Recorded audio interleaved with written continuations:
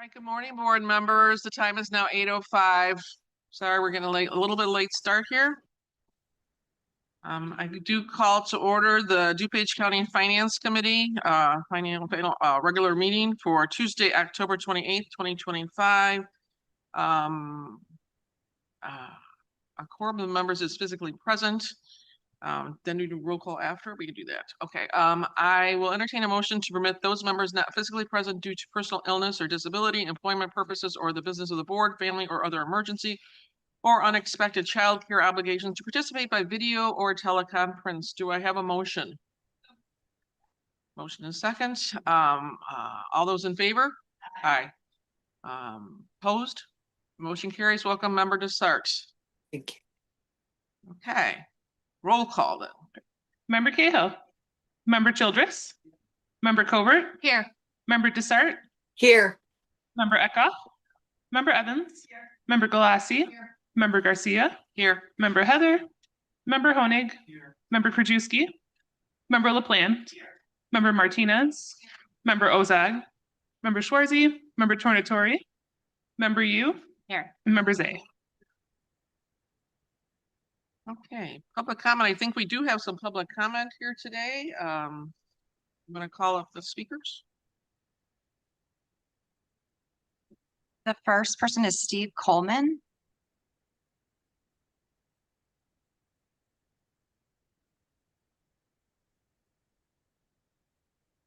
The second person is Jim Gabinski.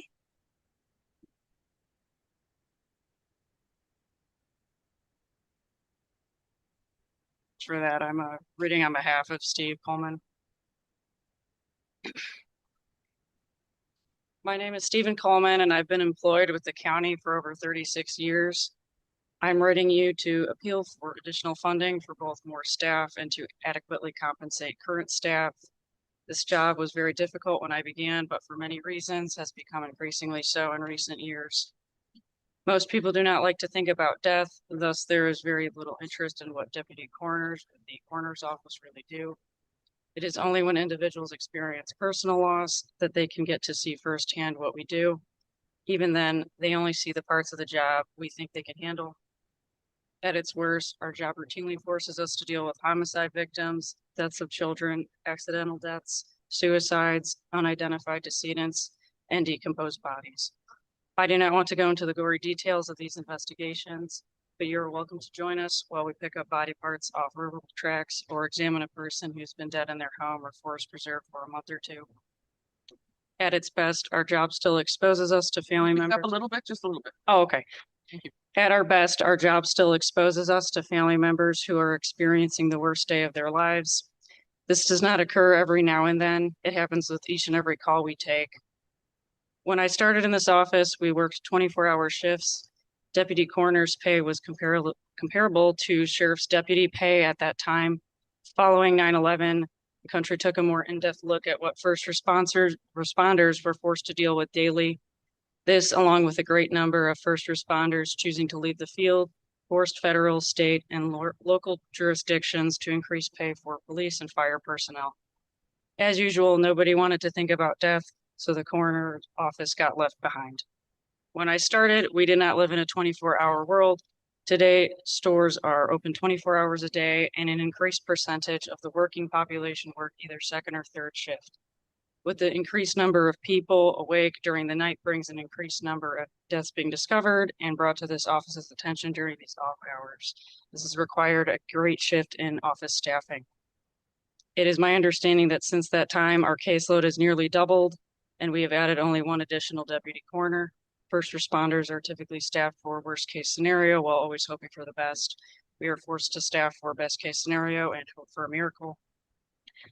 As I mentioned earlier, unidentified and unclaimed body cases are becoming the norm and take up an enormous amount of time and resources to resolve. It is not unusual for these cases to take days, weeks, months, or even years to resolve. Death, unfortunately, does not wait for our call to be resolved. The calls keep coming through it all. As you know, successful offices have a good mixture of longtime employees, experienced workers, and new employees. I worry what will happen when us old timers leave if we are not able to keep up a few of the new dedicated employees long term. Thank you. Thank you very much. Next. Jim Kabinski, On behalf of Senior Deputy Givinsky. You're also I- gonna have to speak up just a little bit louder. I have worked for the coroner's office since 1996. In that time, I have spoken to hundreds of people who think that they know what the role of a deputy coroner entails. Many have been close, but none of them have been right. They have been able to identify one or two of the responsibilities, but none of the people can even identify half. No one is ever correct, and all are surprised by my explanation of the job. A former deputy used to describe the role by saying that a deputy must wear many hats every day. It was said in jest, but it's difficult to list them all. Since 1996, I have handled thousands of death calls. Hundreds of them have been overdoses. Hundreds of them have been suicides. Approximately 100 of them have been babies or children, and dozens of them have been homicides. One of the homicides was of my neighbor. She was a young woman when she was murdered. Many years earlier, I had held her as a newborn. I have also spoken to thousands of grieving family members, trying to help them gain some understanding of why their loved one has died. Along the way, I have seen horrific things, far too graphic to detail in this setting, things that, as they say, you can never unsee. Since 1996, I have had two different primary care physicians. Both doctors said that what I do for a living is very stressful and not healthy. In 2024, I had open heart surgery. The two cardiologists that cared for me agreed that I have very few health risks. I have never smoked. I do not have diabetes. I exercise and am not obese. But at 57 years old, the surgery was quite emergent. I was literally told that I needed to get my affairs in order because without the surgery, I likely would not survive. Both of my cardiologists agree that the most significant health risk I have is stress. We concluded that years of stress from my job was likely a significant factor for why I needed a life-saving surgery. Since 1996, I have heard the comments, "You couldn't pay me enough to do that," or "Hope you get paid a lot of money to do that, more times than I can count." The answer is simple, we do not. And because of the schedule we work, I have missed more holidays, family gatherings, and friends' parties than I can count. Deputies are not asking for millions of dollars. However, we fulfill a role that very few are willing to. We are simply asking that our job is better understood so that we can be appreciated for what we do and compensated accordingly. Thank you for your consideration and the opportunity to share my story. Thank you. Next. Jim,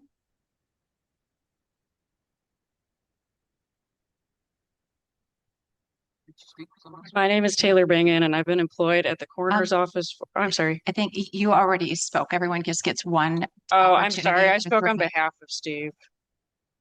Do you want me to? I can sit back down. That's okay. Each person only gets one time to speak. Okay. Okay, that's fine.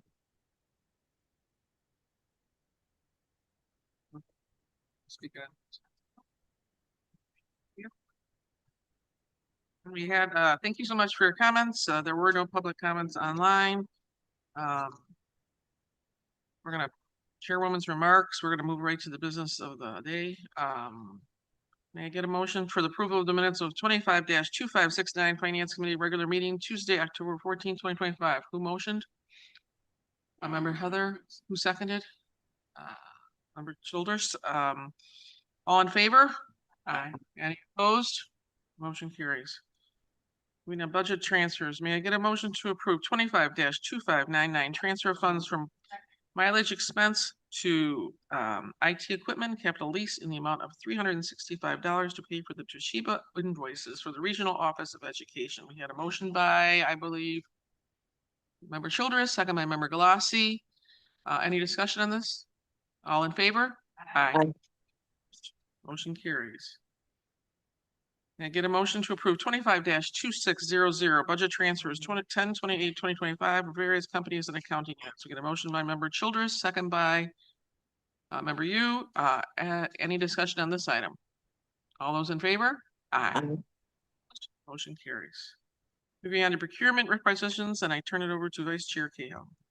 Thank you very much, Madam Chair. I move for approval on 25-2622, recommendation for the approval of a contract purchase order issued to Alliant Insurance Services, Inc., Liberty Surplus, to secure underground storage tank insurance for finance tort liability for the period December 1st, 2025 to December 1st, 2026, for a contract total amount not to exceed $17,482. The vendor is selected pursuant to DuPage County Procurement Ordinance.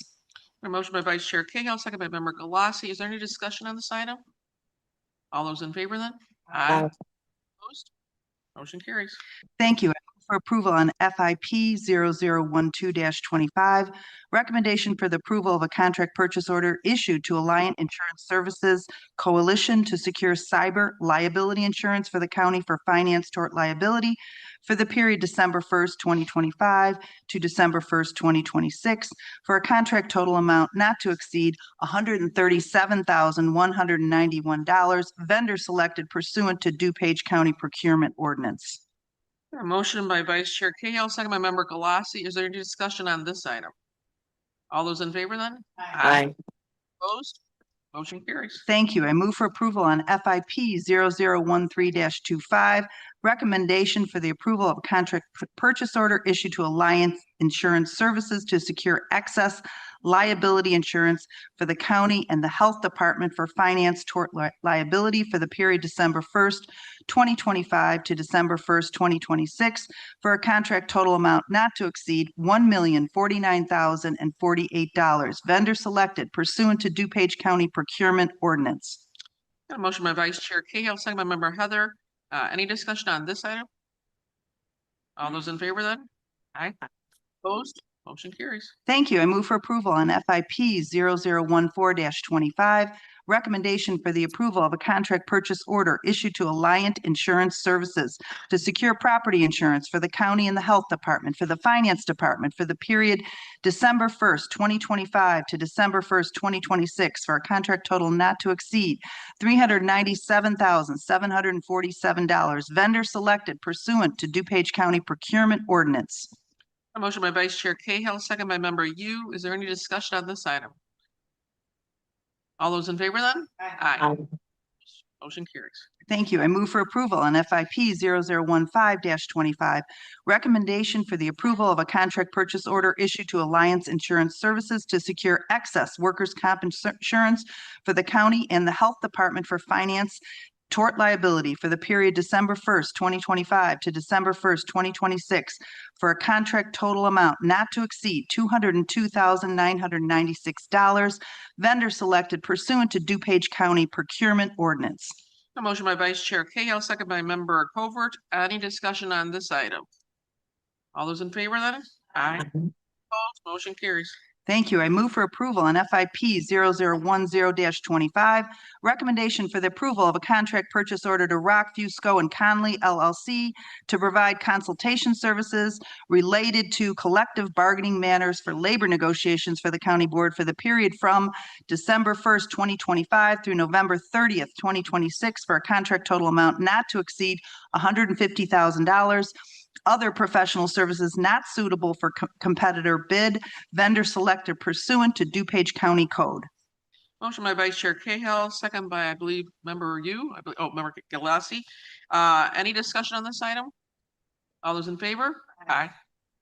All opposed? Any opposed? No? Okay, motion carries. Thank you. I move for approval on FIP 0011-25, approval of a contract purchase order issued to Nugent Consulting Group LLC to provide risk management consulting services for the finance department for the period December 1st, 2025 through November 30th, 2026, for a contract total amount not to exceed $65,000 per renewal of RFP. Motion by Vice Chair Cahill, second by Member Galassi. Any discussion on this item? All those in favor then? Aye. Any opposed? Motion carries.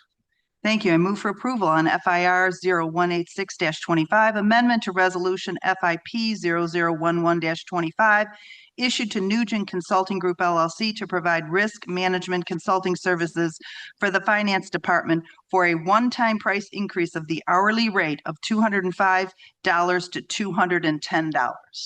A motion by Vice Chair Cahill, second by Member Galassi. Any discussion on this item?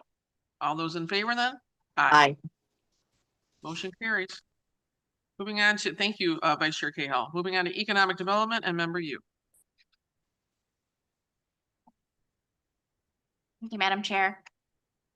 I move on EDR 2-25, service agreement between the County of DuPage and Choose DuPage, contract date December 1, 2025 to November 30, 2027. A motion by member Hughes, second by member Heather. Any discussion on this item? All those in favor then? Aye. Any opposed? Motion carries. Thank you. Thank you, member Yu.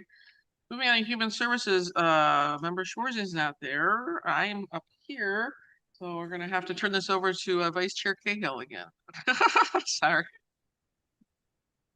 Okay, I move for approval on HSP 0050-25, recommendation for the approval of a contract purchase order to Metropolitan Industries, Inc. to provide, deliver, and install a Metropolitan Metro Prime pump system for the DuPage Care Center for the period October 28th, 2025 through October 27th, 2026 for a total contract amount not to exceed $51,220. A motion by Vice Chair Cahill, second by member Galassi. Any discussion on this item? All those in favor then? Aye. Opposed?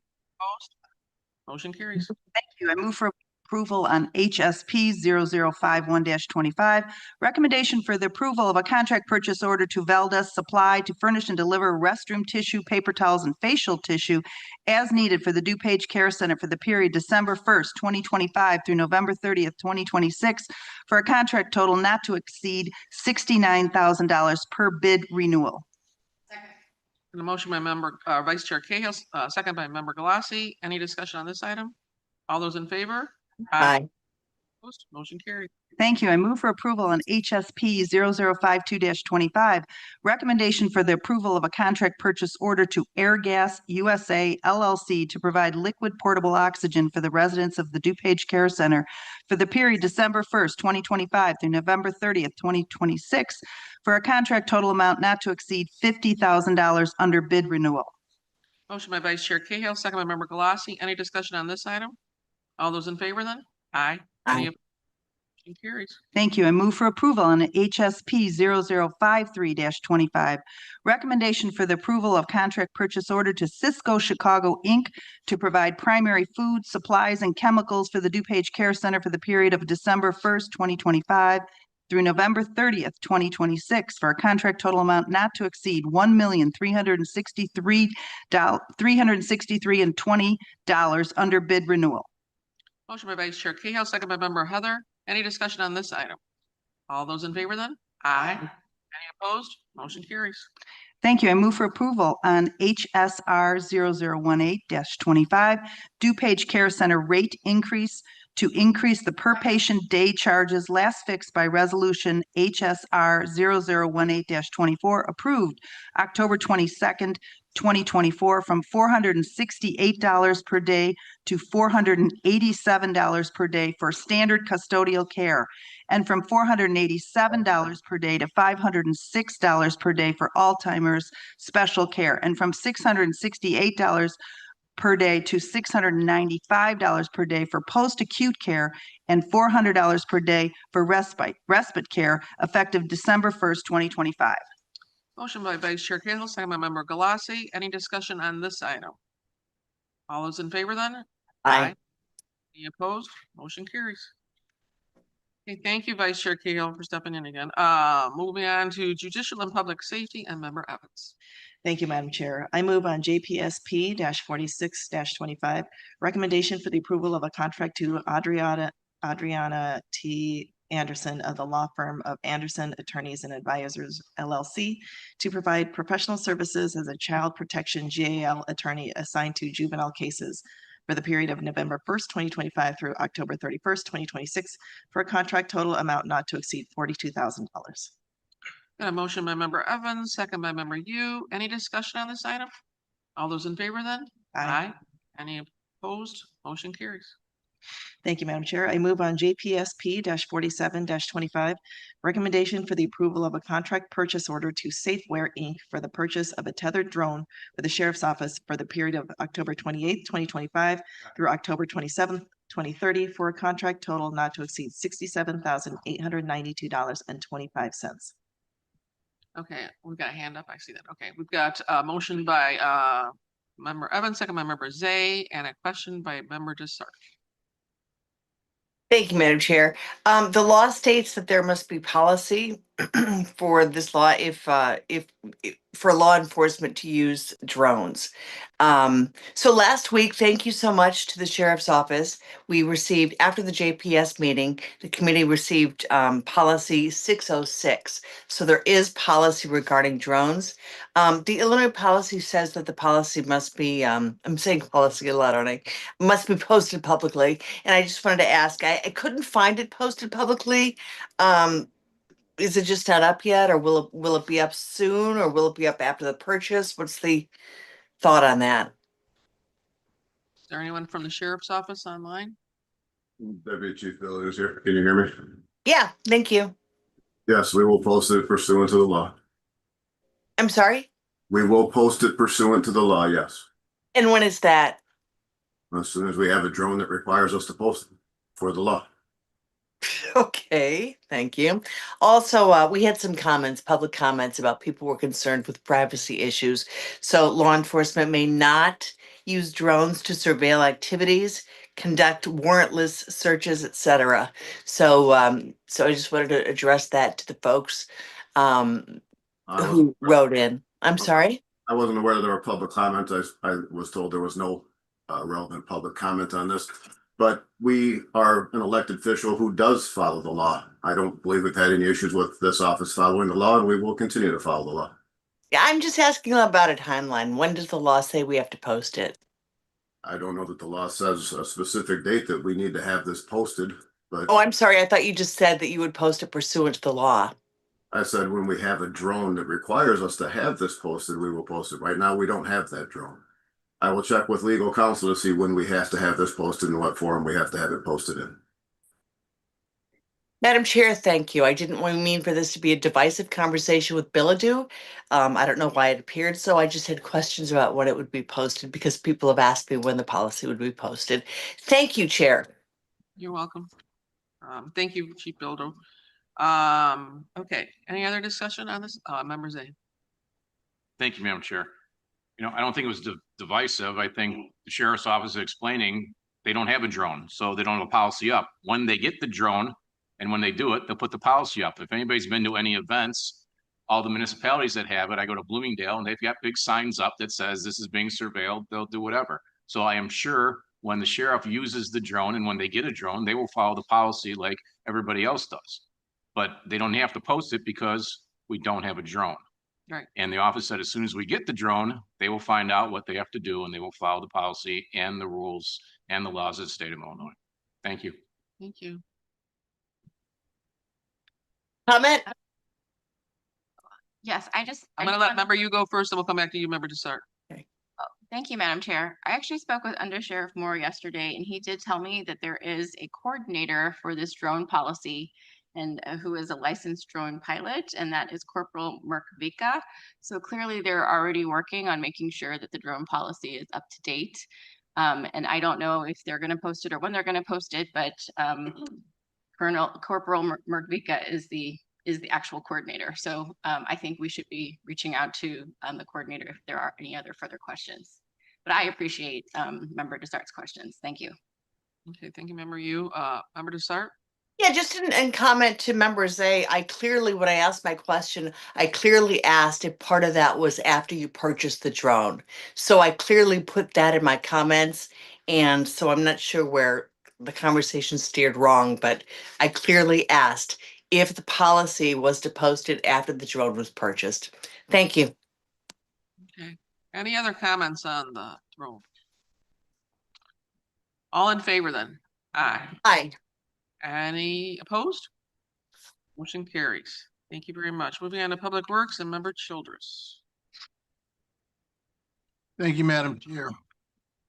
I'd like to move on FMP 5125 on the recommendation for the approval of a contract purchase order to Interstate Power Systems to provide parts, labor for scheduled preventive maintenance and on an as-needed basis to maintain repair generators at the standby power facility for facilities management for a period of January 1, 2026 through December 31, 2028, for a total contract amount not to exceed $163,693.34.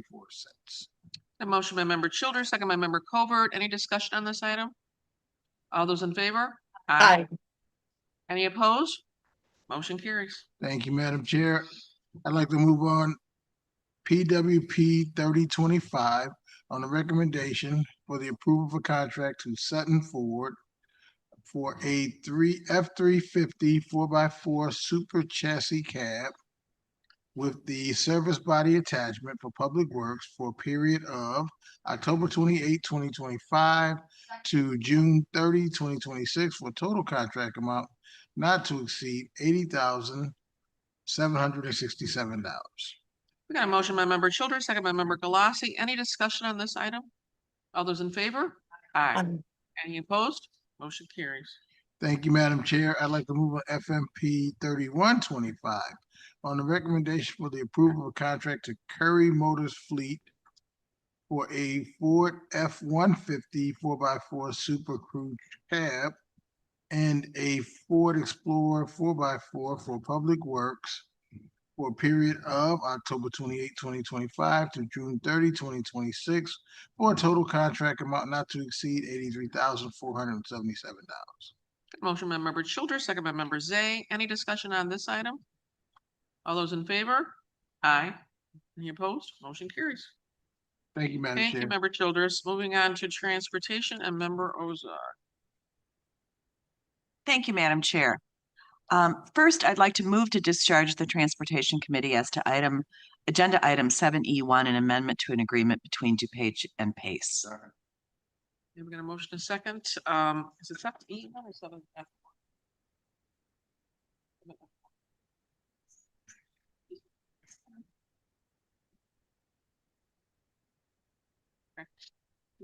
Okay, I'm sorry.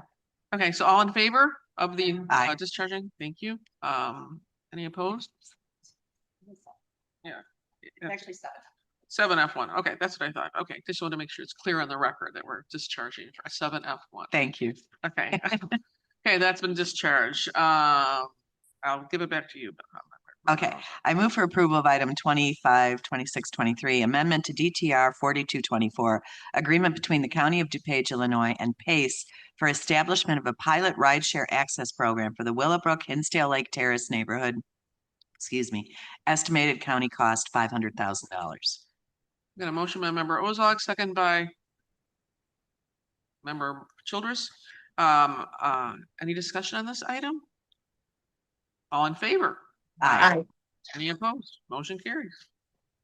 Thank you. I move for approval of 25, 2489, amendment to DTP 3A24, which increased the contract amount issued to Alfred Benesh by $138,568 due to a Scrivener's error. The increase should have read $138,658, making the new contract amount $1,001,997, an increase of 16.06%. Motion by member Ozog, second by member Galassi. Any discussion on this item? All those in favor? Aye. Any opposed? Motion carries. Thank you. I move for approval of DTP 4925, recommendation for the approval of a contract issued to Matheson Right-of-Way Company for professional right-of-way negotiation services as needed for the Division of Transportation for a contract not to exceed $200,000. Other professional services not suitable for competitive bids, vendor selected pursuant to DuPage County Code Section 23531B. Motion by member Ozog, second by member Heather. Any discussion on these items? All in favor? Aye. Any opposed? Motion carries. Thank you. I move for approval of DTP 5025, recommendation for the approval of a contract to Sabora Group Incorporated for professional Phase 1 preliminary engineering services for improvements along County Highway 4 Bloomingdale Road, bridge improvements over the Chicago Central and Pacific Railroad for a contract total not to exceed $308,511. Professional services vetted through a qualification-based selection process in compliance with the Illinois Local Government Professional Services Selection Act. Motion by member Ozog, second by member Heather. Any discussion on this item? All those in favor? Aye. Aye. Any- Motion carries. Thank you, member Ozog. Thank you. Going into finance resolutions and back to Vice Chair Cahill. Thank you, Madam Chair. I move for approval on FIR 0160-25, acceptance and appropriation of the Help America Vote Act Polling Place Accessibility Grant, Program Year 26, Company 5,000, in the amount of $3,686. Got a motion by Vice Chair Cahill, second by Member Zay, and Member Zay has a question. Thank you, Madam Chair. You know, we had pulled this last meeting. I want to thank Scott McKay from the clerk's office for reaching out. He called me and explained everything and assured us that they were following all the procedures and filing the proper paperwork for this agreement. So I have no problem letting it go, and I appreciate him reaching out and explaining it to us. Yep, I agree. Okay, any other discussion on this item? All those in favor then? Aye. Aye. Any opposed? Motion carries. Thank you. I move for approval on FIR 0165-25, acceptance and appropriation of interest earned on investments for the DuPage Animal Friends Unrestricted Program Year 25 grant in the amount of $1,471. Motion by Vice Chair Cahill, second by Member Galassi. Any discussion on this item? All those in favor? Aye. Any opposed? Motion carries. Thank you. I move for approval on FIR 0180-25, additional appropriation for the Veterans Assistance Commission Fund, Company 4500, in the amount of $41,000. Got a motion by Vice Chair Cahill, second by Member Galassi. Question by Member Yu. Thank you, Madam Chair. I know that in the past, we've given appropriations for the Veterans Assistance Commission Fund, and I just want to know if this is an additional appropriation for a specific program, or if this is something that we do every year, the 41,000 that's additional. I just wanted more information. Is Steve Fixler here? Oh, Jennifer's gonna come up. We have Jennifer Finance, Jennifer Simmons gonna come up from Finance. And Steve's here also. Oh, we gotta put that microphone in. The board passed a couple meetings ago, a member initiative for VAC. So we're transferring the money to VAC, but they don't have the budget to spend the money. So this is just the appropriation so they can spend the member initiative. Okay, thank you. You're welcome. All right. Thank you, Jennifer. Any other discussion on this item? All those in Madam favor? Chair, Oh, I'm Madam sorry. Chair, Sorry, Member Desart? Sorry. thank you. Yeah, I just wondered how we came up with the amount of $41,000. I know that with the federal government, big ugly bill, veterans were hit especially hard. And I'm just wondering why 41,000 and if there's an opportunity to increase that based on the federal climate. I believe it was a member initiative funding, but we can ask Steve Fixler, see what his request exactly specified. Oh, was it a better, if it was a member initiative program, then it's in the, okay. Steve, is Steve here? Okay, No, yeah, not thank you. necessary. Thank you. Yeah, this is, we're just appropriating the money so it can go into that fund, but it was a member initiative funding. So that's where the money came from. I understand. Thank you. You're welcome. Any other discussion? All those in favor? Aye. Any opposed? Motion carries. Thank you. I move for approval on FIR 0182-25, additional appropriation for the 1993 Jail Refunding Bond Debt Service Fund, Company 7,000, in the amount of $28,962, and authorization to transfer funds from the 1993 Jail Refunding Bond Debt Service Fund to the General Fund Special Accounts Fund in the amount of $28,961.54 for fiscal year 25. Got a motion by Vice Chair Cahill, second by Member Zay. Any discussion on this item? All those in favor? Aye. Any opposed? Motion carries. Thank you. I move for approval on FIR 0183-25, additional appropriation for the 1993 Stormwater Bond Debt Service Fund in the amount of $10,594, and authorization to transfer funds from the 1993 Stormwater Bond Debt Service Fund to the Stormwater Management Fund in the amount of $10,593.46 for the fiscal year 2025. Yeah, motion by Vice Chair Cahill, second by Member Galassi. Is there any discussion on this item? All those in favor then? Aye. Any Thank you. I opposed? move for Motion approval on FIR 0184-25, additional appropriation for the 2015B Drainage Bond Debt Service Fund in the amount of $284,571, and authorization to transfer funds from the 2015B Drainage Bond Fund Debt Service to the General Fund Special Accounts Fund in the amount of $284,570.89 for fiscal year 2025. Motion by Vice Chair Cahill, second by Member Galassi. Any discussion on this item? All those in favor? Aye. Any opposed? Motion carries. Thank you. I move for approval on FIR 0185-25, authorization to transfer and appropriate up to $1,060,975 in additional funds from the Recorder Document Storage Fund to the County Automation Fund for fiscal year 2025. Got a motion by Vice Chair Cahill, second by Member Zay, and we've got a question by Member Covert, and I see you, Member to start. We'll get to you. Thank you. Thank you, Madam Chair. Just had a really curious question. Is this item pertaining to the presentation, the recorder's presentation from 2 weeks ago? Where we were talking about No. decreasing her budget, and that's why no, okay, it is not. I've got some talking points which I can add, but I want to get the questions in first, but I will answer that because this is regards to a press release that the recorder put out in terms of money that she found that should have been allocated to a county automation fund, and we'll give a little bit more information about Okay, that, but thank that's you. what this is in regards to. Member Desart? Okay, well, that answers some of my questions. I did have questions on this item for Jeff or for Nick. In the third paragraph down, it says that this is related to the sale of bulk electronic data. Sale of bulk electronic data, which I'm not a techie, so I'm not sure what that means. So I'm wondering by whom, to whom, for what? What does this mean, the sale of bulk electronic data? Thank you. Jeff Tonowich, I'm gonna say it. It's coming out. Okay, thank you. Jeff. So that has not been determined yet, what that is. We're just following the statute and putting the fees that are generated for county automation into this separate fund. Okay, and Jeff, while you're up there, it says for fiscal years 2019 through 2024, and that was kind of a red flag for me because I wondered if those budget years have already been audited and closed out. So is it legal? Is it proper to reopen those budget years? Oh, it's perfectly legal. Okay. A month ago, we established the fund per the recorder. And we then went back to look at that fee and what was generated from those 5 years prior.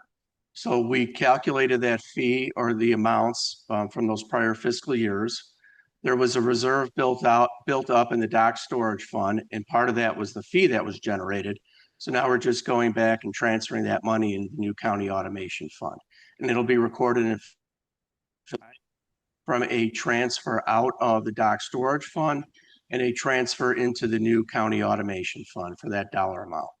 So then do those years need to be re-audited and re-closed out? No, they've already been audited.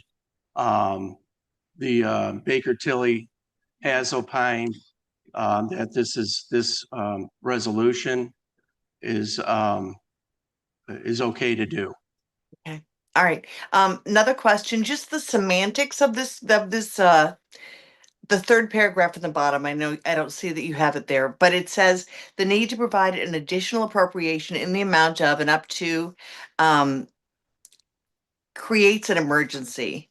So first of all, semantics means that taking this money out is what creates the emergency for the recorder's office.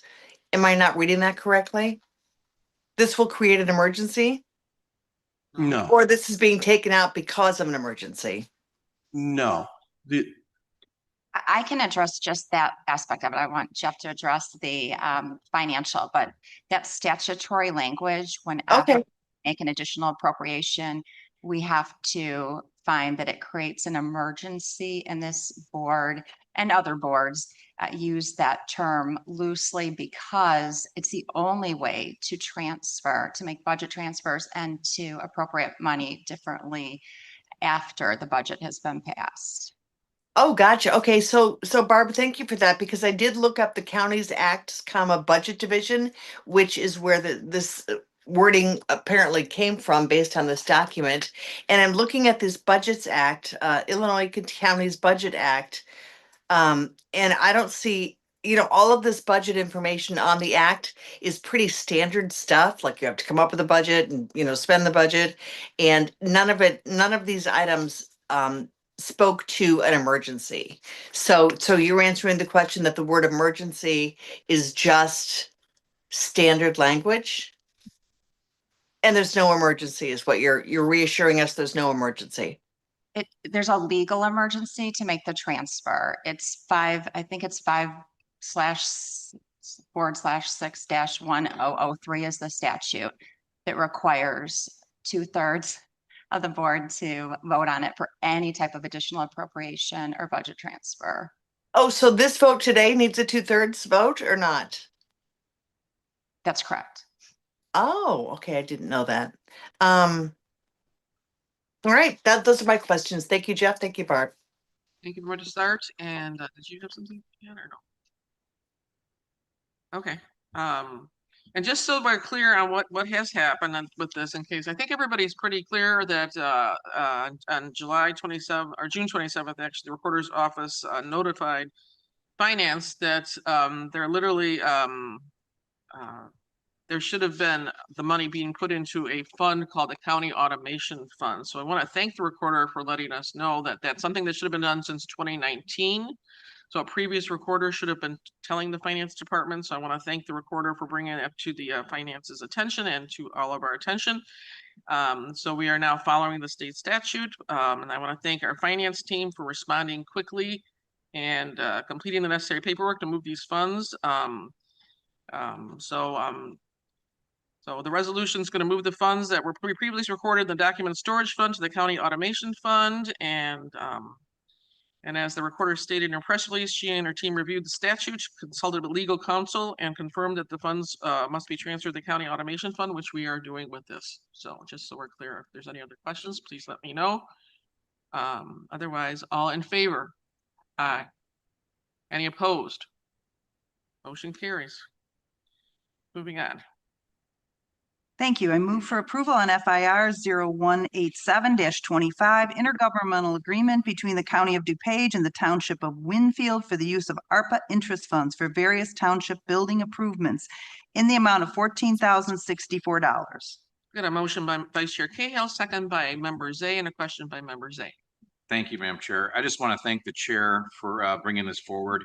I have been working with Winfield Township and the new supervisor about getting them some of my member initiative, but it kept prolonging and getting bids and whatever, and we weren't sure it was going to get in time. So I had to allocate those funds to something else. And then the chair was nice enough to say that we could use ARPA for this. So I appreciate that from I know Supervisor Rutledge is very happy. So if she was happy on me. Okay, any other questions on this item? All those in favor? Aye. And opposed? Motion carries. Moving on to fiscal year 2026 budget resolutions and ordinances, and back to Vice Chair. Okay, thank you. FIO 0002-25. I move for approval on DuPage County 2025 tax levies for fiscal 2026. Second. We've got a motion by Member Cahill, second by Member Yu. Any discussion on this item? All those in favor? Aye. Any opposed? Motion carries. Thank you. I move for approval on FIO 003-25, County of DuPage Century Hill Lighting Fund 2025 tax levy for fiscal year 2026. Got a motion by Vice Chair Cahill, second by Member Galassi. Any discussion on this item? All those in favor then? Aye. Opposed? Motion carries. Thank you. I move for approval on FIO 004-25, annual appropriation ordinance for the County of DuPage, State of Illinois, for the fiscal period beginning December 1st, 2025, and ending November 30th, 2026. Got a motion by Vice Chair Cahill, second by Member Ozog. Any discussion on this item? I have to amend it. Okay. So I move to amend FIO 004-25. I move to amend to incorporate the changes outlined in the spreadsheet at everyone's seat titled Fiscal Year 2026 Proposed Budget Changes to Chair Recommended Budget. Believe it or not, I have to read every one of these. So get ready. Okay, the first thing is General Fund 1,000, Grounds, account 54130. Description, construction and other motor equipment. The chair recommended budget was $75,000. The proposed adjustments were reduction of $32,000. The new total is $43,000. The next item is Grounds, account 52270, maintenance supplies. The chair recommended budget was $100,000. We are increasing that $32,000. The new total is $132,000.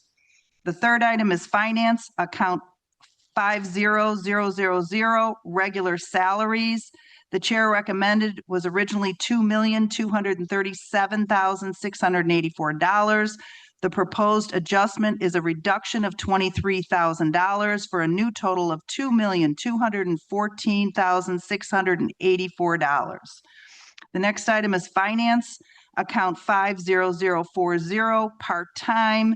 Chair recommended was $0. Proposed adjustment is $23,000. The new total is $23,000. The next item is the county coroner. The account is 50010.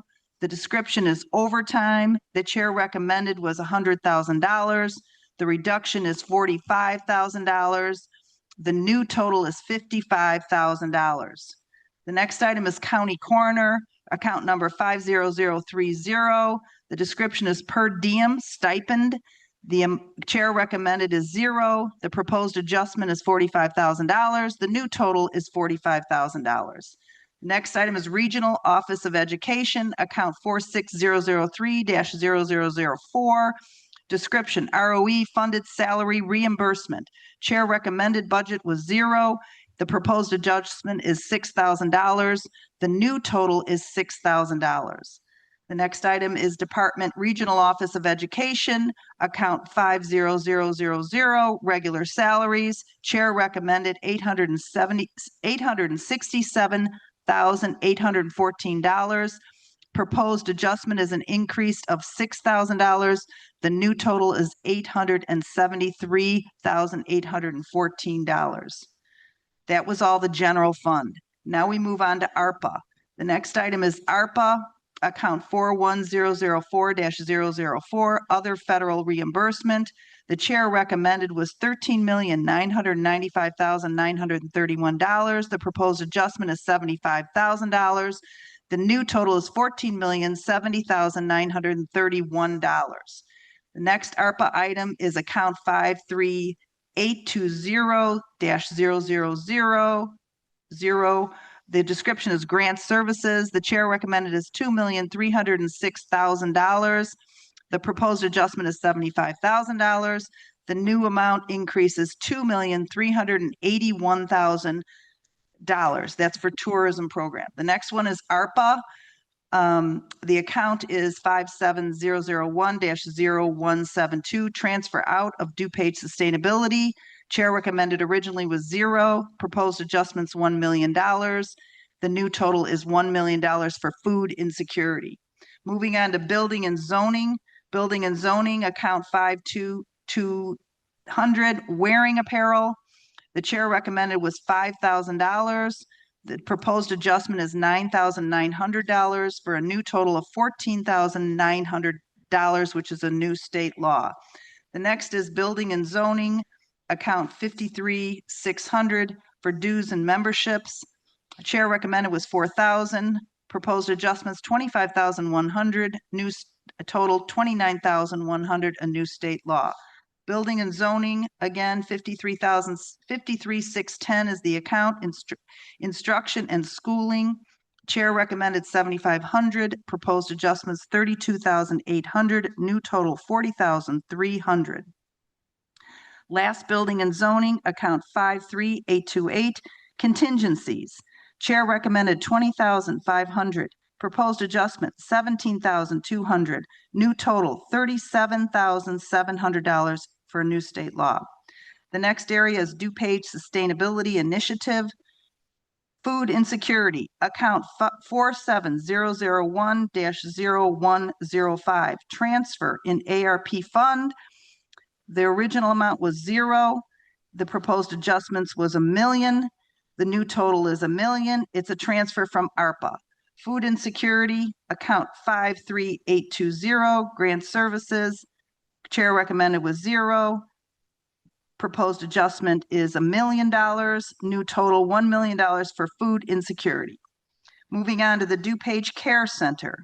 DuPage Care Center Maintenance and Capital, account 54010 for building improvements. Chair recommended was $2 million.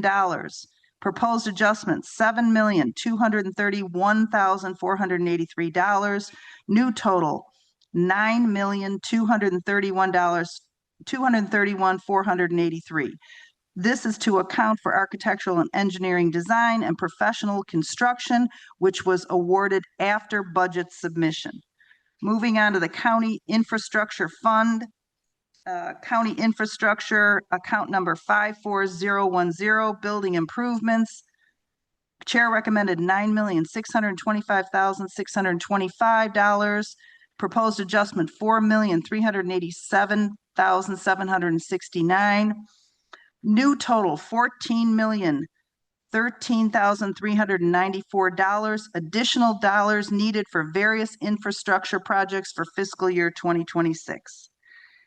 Again, this County Infrastructure Fund, security projects, account 54110, equipment and machinery. Original budget, $0. Proposed adjustments, $97,280. New total, $97,280 for the radios. Under County Infrastructure Fund, sheriff projects, 54110, equipment and machinery, originally $0. Proposed adjustment, $1,731,573. New total, $1,731,573. This is for radios for the sheriff's and probation and state's attorney office. So the general fund was $263,083,134 in the general fund, increase of $6,000. So we're at $263,89,134 in the general fund. And then you look at the special revenue funds. We had started out with $381,635,339. We had the ARPA of $1,075,000, building and zoning, $85,000. DuPage Sustainability Initiative of $1 million. DuPage Care Center of $7,231,483. And the additional County Infrastructure Fund of $6,216,622 for a new budget total of $660,332,578. Can we get a second? Second by member Heather. And I'm Thanks. I just had a question. It looks like we're moving $1 million out of ARPA into this new DuPage Sustainability Initiative, and then from there into the food insecurity. The $1 million, is that additional? It just popped up in ARPA? I mean, we're at like 14 million now, and is that money that came back in? And we have to get everything out of ARPA by the end of 26, I think, correct? got Mary Catherine coming up from finance. No, the money had been budgeted in ARPA, and we originally planned to spend it out of ARPA. But with the budget and the passage, the decision in the chair's budget was to transfer the money to the new location. So, well, we've added an extra, the chair had whatever she had in ARPA, we've added an additional $1 million now? No, it was already in the budget for ARPA. Oh, it was gonna come out of ARPA? We had planned to spend it. Yeah, we had planned originally to spend it in the 26 budget. Okay. It was in the 25 budget and 26 budget, and then it was moved. So this has to do with the chair's initiative with basically having the three components. You have the food insecurity, the housing, and in basically the instability fund for what happens on the federal level. We're just simply moving the money that was originally, this board has made that. So we're putting all the food insecurity money that has been allocated previously in one location. It'll be easier to track, easier to then. So her original budget had in ARPA, but she created. This is not new in food insecurity money. No, I This just is simply transferring it. So it's coming out of ARPA and just going into the DuPage sustainability. Yes. It could have just gone straight from ARPA to. I'm seeing her not over there. Yeah, it absolutely could, but Okay. we're So putting. why did we just, if that's the way it was set up to begin, why are we making all these? Well, because having food in 3 or 4 different places throughout the budget, it's much easier when people say, how much money is available for food insecurity? It's very easy to say, this is dedicated to food insecurity. Okay. And is that DuPage, is there something, a subcategory or just grants? That's just under the DuPage Sustainability Initiative. So we're gonna have several things under there? Well, we got the food insecurity there under this DuPage Sustainability Initiative. Aren't we gonna have other initiatives under there? We have 3 separate accounting units for the chair's initiatives. We have the affordable housing, we have the DuPage sustainability, and then we have food insecurity. So it will be a So are separate we accounting. moving the unit for it. affordable housing, whatever money's in there, are we moving that into this new DuPage Sustainability? It's already, the affordable housing is already there. So we Yeah. already, is that part of her current budget? Yes, yes. And what was the third one in there? Is it DuPage sustainability? Sustainability.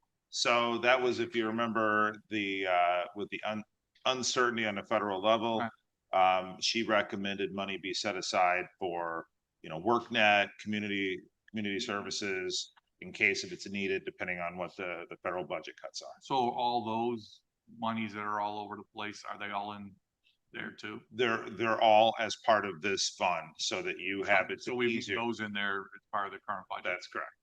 All right, thank you. Okay, any other questions on this item? Okay, we've got a motion and a second. Do we need a roll call on this?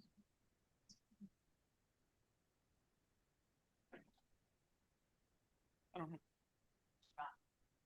Okay, all in favor then of the motion as amended? So now we're gonna go back and we have to motion for the regular one. Right. I move to approve FI 0004-25 as amended. So we got a motion by Vice Chair Kale, second by Member Zay. Any discussion on this? Okay. All in favor? Aye. Opposed? Motion carries. Thank you. I move for approval on FIO 0005-25, annual appropriation ordinance for police records management systems operations fund of the county of DuPage for the fiscal period beginning December 1st, 2025 and ending November 30th, 2026. Got a motion by Vice Chair Cahill, second by Member Galassi. Any discussion on this item? All those in favor? Aye. Any opposed? Motion carries. Thank you. I move for approval on FIR 0166-25, authorization to transfer to the taxable general obligation bonds, Series 2010A, 2010B, Debt Service Fund Company 7,000 for fiscal year 2026 in the amount of $7,992,340 and abate the 2025 tax levy for the taxable general obligation bonds, Series 2010A and 2010B. We got a motion by Vice Chair Cahill, second by Member Evans. Any discussion on this item? All those in favor? Aye. Any opposed? Motion carries. I move for approval on FIR 0167-25, appropriation for the limited tax general obligation refunding bond series 2016 debt service fund for fiscal year 2026 in the amount of $3,611,755. A motion by Vice Chair Cahill, second by Member Lassie. Any discussion on this one? No. All in favor? Aye. Any opposed? Motion carries. Thank you. I move for approval on FIR 0168-25, appropriation for the general obligation debt certificates series 2017 debt service fund for fiscal year 2026, $683,450. Motion by Vice Chair Cahill, second by Member Evans. Any discussion on this item? All those in favor? Aye. Any opposed? Motion carries.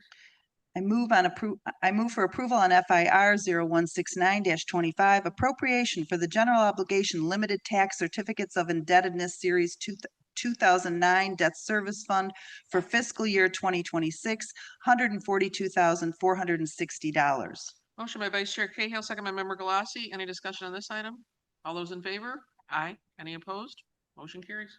Thank you, Madam Chair. I move for approval on FIR 170-25, appropriation for the Special Service Area Number 35, Lakes of Royce Renaissance Unlimited Ad Valorem Tax Bonds 2012 Debt Service Fund for fiscal year 2026, $327,220.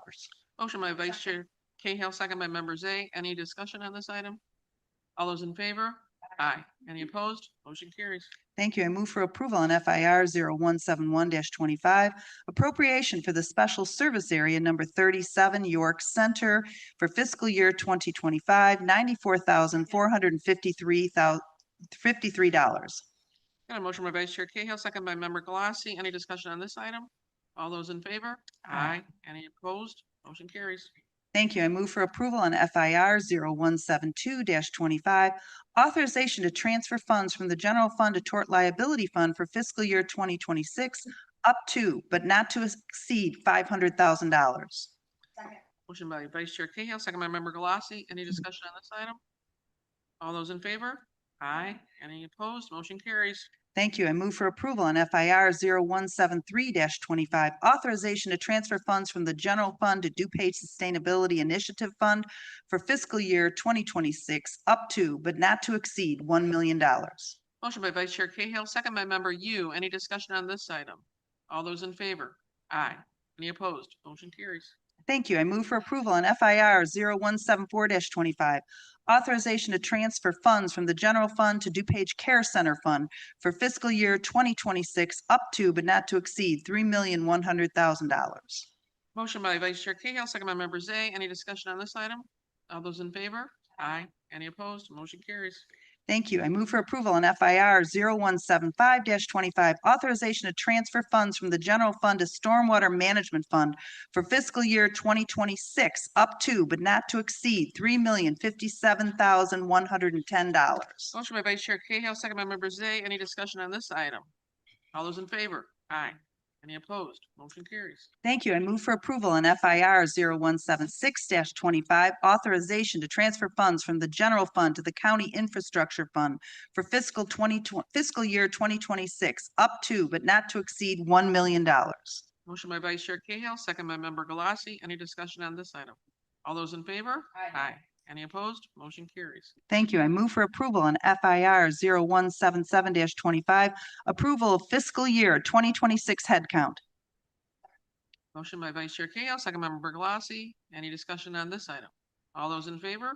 Aye. Any opposed? Motion carries. Thank you. I move for approval on FIR 178-25, compensation structure wage adjustment guidelines. A motion by Vice Chair Cahill, second by Member Galassi. Any discussion on this item? All those in favor? Aye. Opposed? Motion carries. Thank you. I move for approval on FIO 0006-25, 2025 tax levies for Board of Health Operations, Board of Health Municipal Retirement, and Board of Health Social Security for fiscal year 2026. Motion by Vice Chair Cahill, second by Member Heather. Any discussion on this item? All those in favor? Aye. Any opposed? Motion carries. Thank you. I move for approval on FIO 0007-25, annual appropriation ordinance for the Board of Health Operations, Board of Health Municipal Retirement, and Board of Health Social Security Fund of the County of DuPage, State of Illinois for the fiscal year beginning December 1st, 2025, ending November 30th, 2026. Got a motion by Vice Chair Cahill, second by Member Heather. Any discussion? All those in favor? Aye. Any opposed? Motion carries. Thank you. I move for approval on FIO 0008-25, annual appropriation ordinance for the Emergency Telephone System Board of the County of DuPage for the period beginning December 1st, 2025, and ending November 30th, 2026.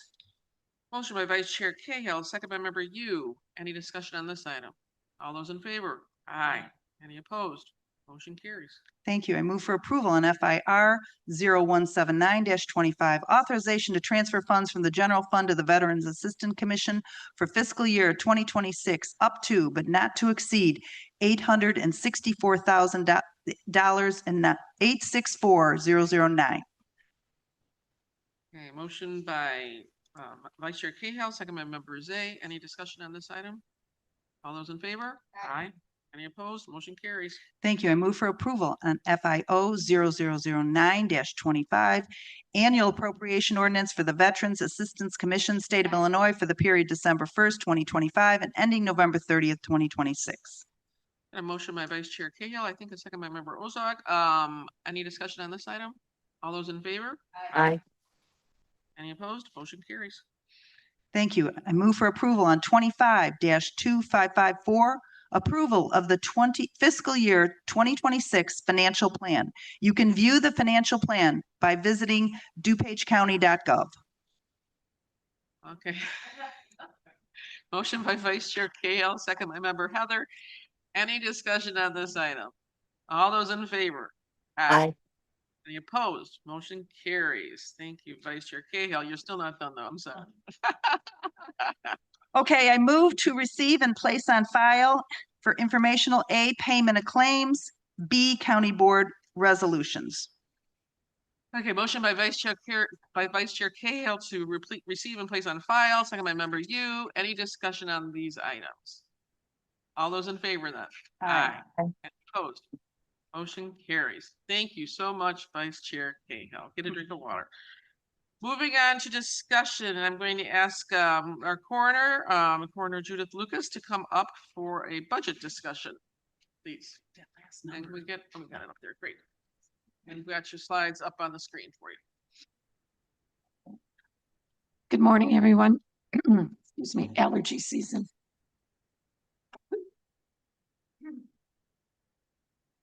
That's kind of poor timing. All right, so I just want to talk a little bit on some amendments that I would like to for the budget, the chair's proposed budget. Did I get that correctly? So next slide, please. So what makes this job challenging? We're open 24 hours a day, 7 days a week, 365 days a year. We don't get off Thanksgiving or the day after Thanksgiving or that 4-day weekend. We are staffed all of the time. Our deputies work 2 days on, 2 days off, 3 days on, 3 days off, 12-hour shifts. So if they happen to be working when there's Christmas, they're going to work both Christmas Eve and Christmas Day. People will miss all the holidays, whether they are county holidays or other holidays. They miss a lot of time that their children are growing up. They're missing programs at school. It's a very rigorous job. The deputies used to work 24-hour days, and that was changed a number of years ago to 12-hour days. It's very difficult. People, and this is why I wanted to talk to you, because I don't think people know how difficult. Every single day they're dealing with grieving families, and it's the worst time. You know, I'm a registered nurse, and I've seen a lot of worst times in people's lives, which I thought were worst times. And they are. They're still very devastating. But when you have a loved one die unexpectedly and sometimes traumatic, it's horrible. And so we are going out to homes, and we are going on hospitals. We're going out on scenes, and you're dealing with people that are. It's just a very difficult job, and they are deputies. They don't ever get a chance to decompress. I had a deputy that, you know, we were talking, and when there's a child death in the ER, he's gone to the ER and he does his investigation, and he goes to talk to the nurse, and the nurse isn't available because that nurse is being debriefed because of the trauma of the child death. Well, our deputies never get a chance to get debriefed. Instead, they get called for the next phone, they get a phone call for the next case they have to go out on. So it's constant. It's a horrible job. And the things that they see too, not only the emotional part, but also all of the biologicals. I don't want to get graphic here, but there's a lot of difficult scenarios. So it's constant, nonstop. And then they come back and they have to do a lot of paperwork and take the call for the next one. So next slide. So we do this with a highly educated team. Every single person in our office has a degree of one or another. And that's counting our admin staff and everyone. So we currently have 7 people hold 7 associate's degrees, 12 bachelor's degrees, 3 master's degrees, and medical degree. Now, I had talked to the chair, Conroy, earlier, and we were looking at the job description, and I know she had commented, oh, you just need a high school education. Well, yeah, but we won't hire you if you just have a high school education. That doesn't really mean you're qualified. We generally get 2 types of people that will apply for jobs. People that have gone into this in the field, and you can see all of their degrees here, and this is the field that they chose. And then the other people that we get are people that watch CSI, and they think, oh, that's a cool job. So we'll get a lot of applications, but most of them are from the CSI crowd and not from the highly qualified crowd. So just want to let you know that, yeah, we have a lot of education, and it's important to attract people like that. Next slide. So we have a very high turnover rate, and this is only since January 2020 to current. We've had 15 deputy coroners that have been hired and left the office. We have 10 headcount, 10 positions. Currently 9 are filled. So that means in the last, since 2020, in the last 5 years, we've had 24 deputy coroners that have cycled through, and only 9 of those 24 remain. I don't believe that, I don't know, but I don't know if that's going to be the same, like I said, in any other department. And then again, like I said, these are very highly qualified people, and they kind of know what they're getting into. So, there's several reasons. It's emotionally difficult. Like I said, that we're very low pay. We're short-staffed. So we've been out of that whole time since 2020. And we've had, if I go back, we've had other higher turnover then. But if I go back from 2020, that means every time someone's left, we're short-staffed. So not only has our workload increased, but we're just short-staffed because people keep quitting. And so the long hours and then the stress of the job. So next slide, please. So this is what our 10 deputy coroner positions, and this is the years of service. So the very bottom, the bottom line where they all start at the base, but if you go up 1 line, that's 5 years. So if you carry that over that 5-year line, there are only 3 deputy out of 10 positions that have been here more than 5 years. And 2 of them can retire today, and the 3rd one can retire shortly. And that's really important because even with all the advanced training, most of our training is on the job. So we know classroom training is going to be a lot different. And the classroom training is not coroner training. We don't have a police academy that we can send our people to, the equivalency, I should say, of a police academy. So we don't have like a coroner's academy. So most of the training is on the job. So once we lose those senior deputies, we're not going to have anybody to be able to, impart this wisdom and this knowledge, this job training. And, thankfully, some of our homicides and stuff may be a little bit lower than perhaps Cook County.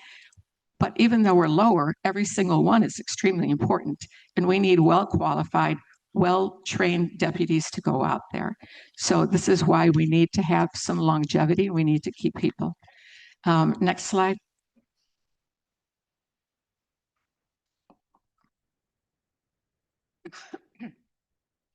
So the last time we had, excuse me.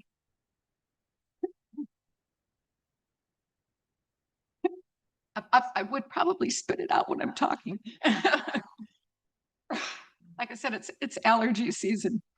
So, okay, the last time there was an increase in headcount was in 2008. So 2007, there were 9. It was increased to 10 in 2008. Then we had reported deaths in the county in 2008 were 3,936.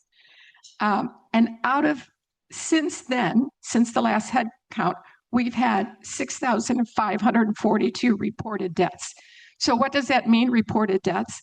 If there's a natural death and it's not under suspicious circumstances, that doesn't come to our office, and a physician can sign off on that. These are how many cases that we are actually dealing with. A great number of these have increased because of people going into hospice. We have more people on hospice now than before. And then not as many people knew about hospice. So that doesn't mean more people are dying. And then also cremation permits. Our cremation permits have increased dramatically, especially since the pandemic. So the cremation permits themselves, they take a lot of time because we can only cremation permits can only be issued if there is considered a natural cause of death. Otherwise, if it's accidental, homicide, suicide, that requires an exam or an autopsy, or at least a forensic medical review if they were in the hospital for a long time. And then we also look to see, did the decedent have a hip fracture in the previous 13 months? Because that may have caused to death too, that caused the lead of death. Hospice deaths aren't all natural deaths, so we have to investigate those.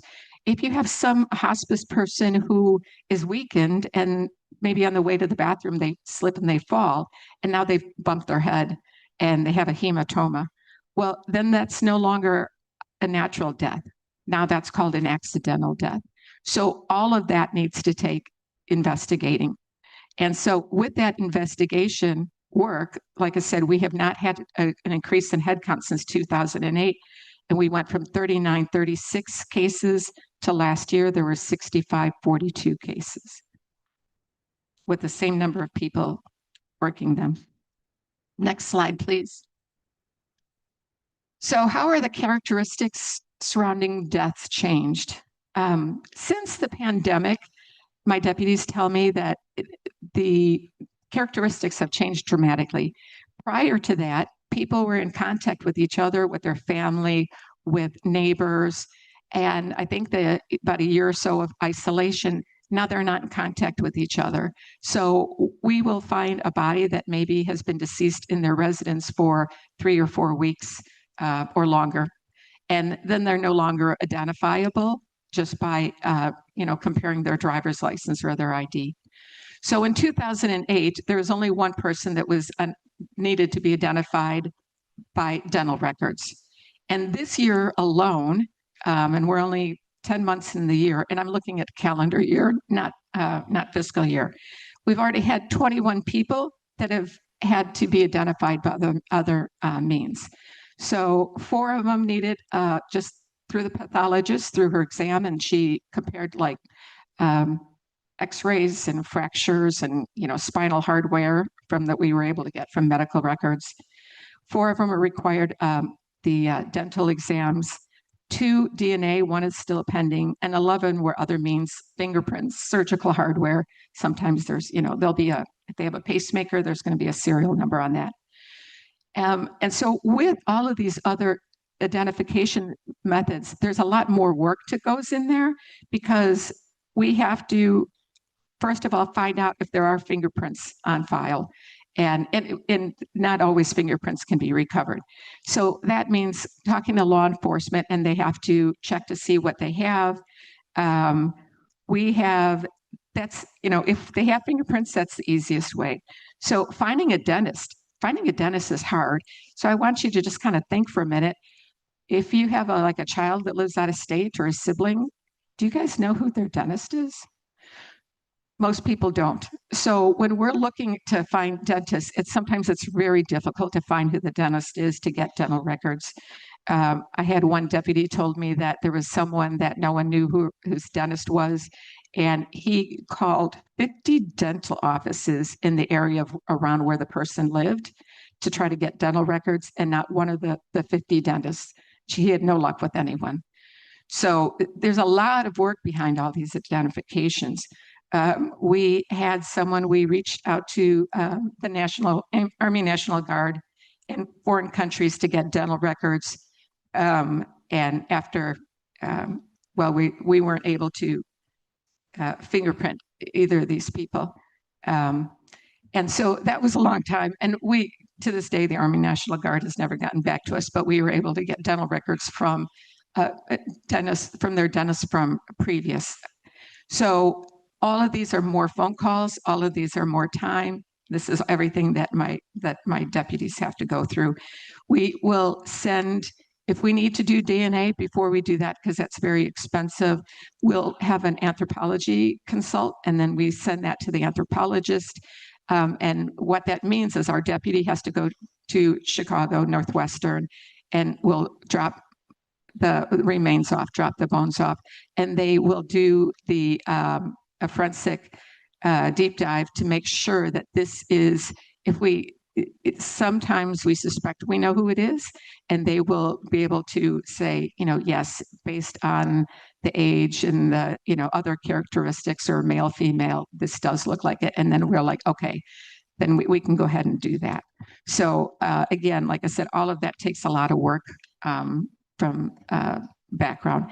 And then also, even though I'm just talking about the follow-up work for identification, there's also a lot of work when our deputies are going into those homes, or they're going out in swamps or in fields, and there's insect infestation, there's other things, and then they have to come back to the office. We have showers, they have to shower, change their uniforms. So there's, all of that adds to the emotional toll. And then it also adds to the hours of work, because I have 3 more cases I have to go out on, and I have to come back and take a shower and change my clothes. And I don't mean to be interrupting you, and I apologize for this, but on our budget, we're supposed to be talking about fiscal year 2026. So if you could get to the slides that just could particularly go with that, as much as we all empathize, because we know the job you guys all do at the coroner's office is difficult. But if you could just get to the fiscal year 2026 and what you're actually requesting, that would be great. Okay. Thank you. Next slide. So this is, there's 1 death from other natural causes. 1 slide before then. Yeah. So I'm just really briefly, I apologize, they didn't put the year of these. They're all from last year, except for 1. I think Kane was from the year before because it wasn't on their website. So the reason why this is important is we are substantially lower than the other counties. And I kind of did a deep dive on why. This is alarming to me, because what are we missing? And we're missing, until I didn't do a 10-year study. I just didn't have time to do that. But if we are missing accidental deaths, we need more people, because we need to send people out on more cases, and we need to train them. Accidental deaths, that's what has led to changes in the law with safety belts, and needs all of our accurate statistics. So I just wanted to point out that we're substantially lower than other counties, and that's kind of a backup from my head count. So the next slide. So what we want to do is we're not accredited currently, and this slide is really talking about our accreditation program. So we have a long-range goal of getting this. This is going to cost extra money.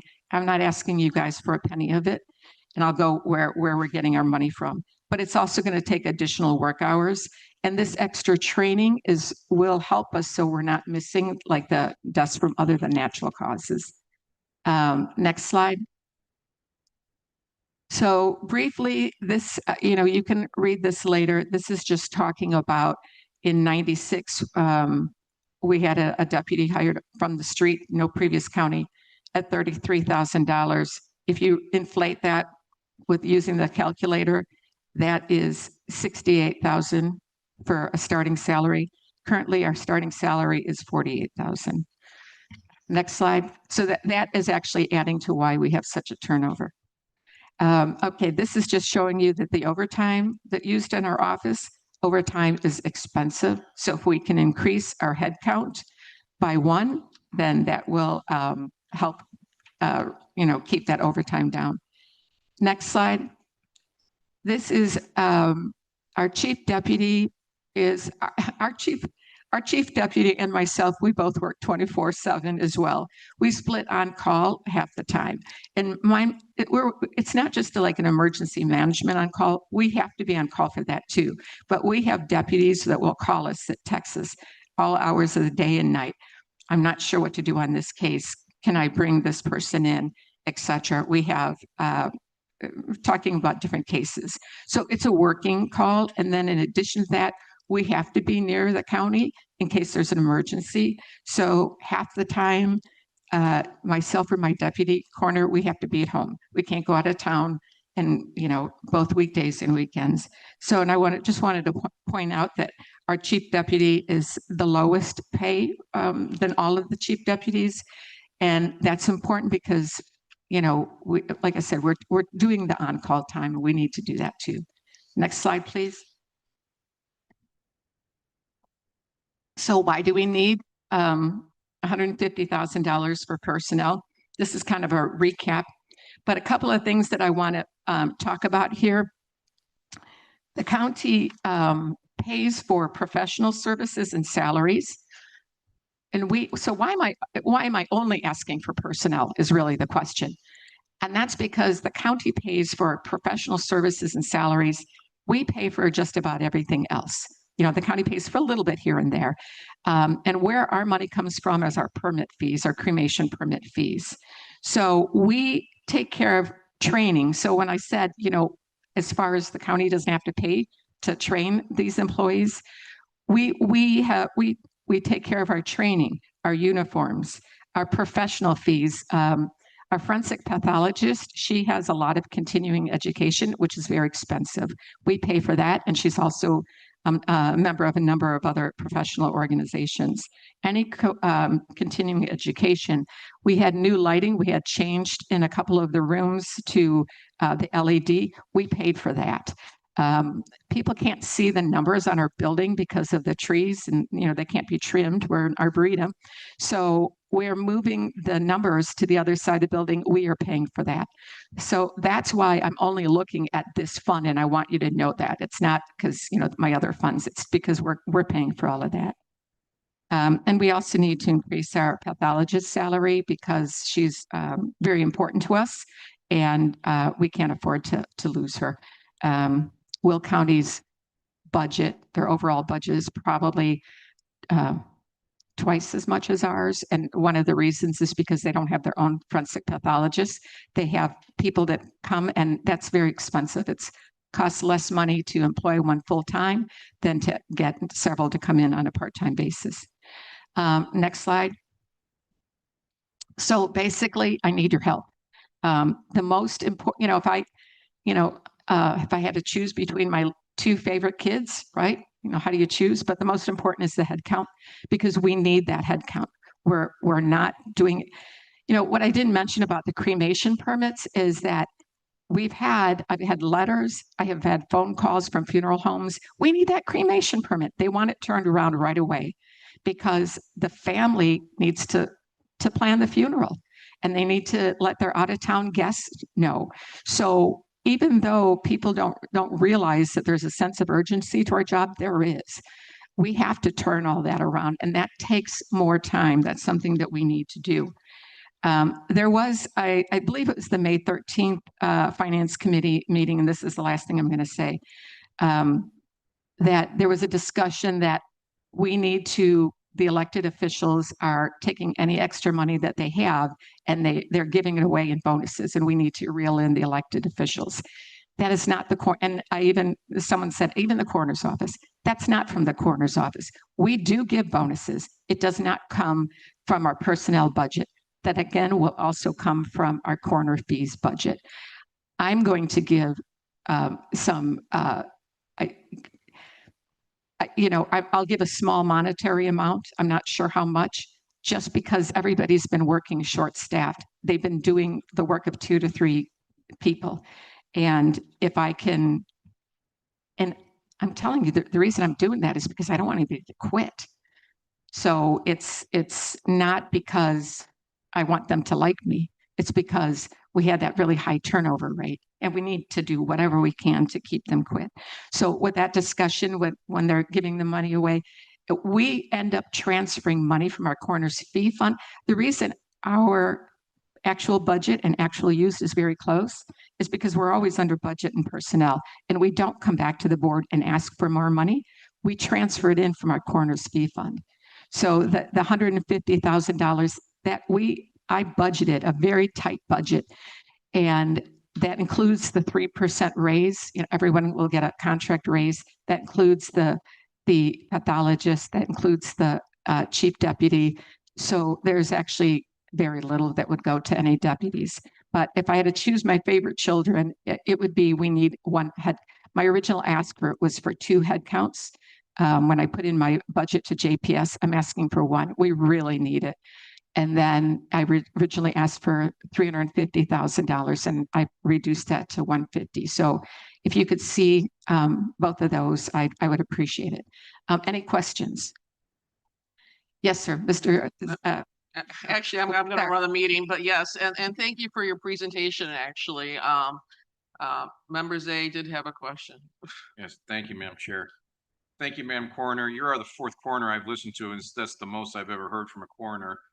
My first question, looking back at your September 24th memo to Chair Garcia and Vice Chair Cahill, you had asked for $112,000. It's $150,000. Aren't most of your people under a union contract?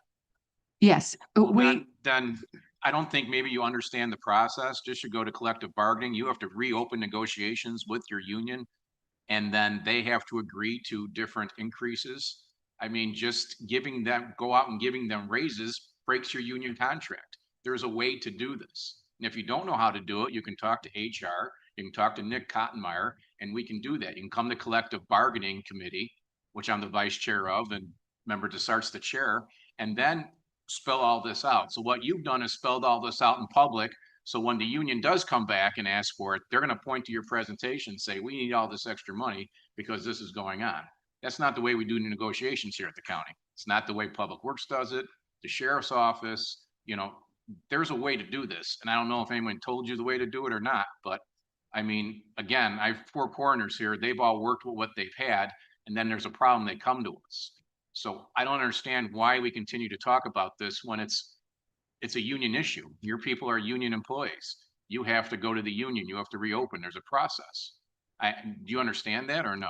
Yes, I appreciate your comments. So first, when you had said 112, we didn't add the 3%. So we added the 3%, and adding the 3% would actually bring it up to more than 150. Right, so we brought that down. Approved 3% today, so you're getting 3%. No. It's in their union contract. Okay. They're in their contract. They get it December 1st. So that would actually bring it more than 150, and we brought it down. And then to address the second part, it is actually in the union contract. So I have agreed. I should say I asked. I don't know if you're considered chairperson or chair of this committee. Chair of this committee. Chair, Okay. yes, Chair Deacon Garcia to arrange a meeting for that, but to let you know, it's not breaking the contract. I'm not asking to open up the contract. I'm not changing anything in the contract. It is within my contract to do this. But let me clarify that we did have a discussion that there was a concern that by even discussing any of this, so I actually took some of your slides out and everything because we had to be very careful.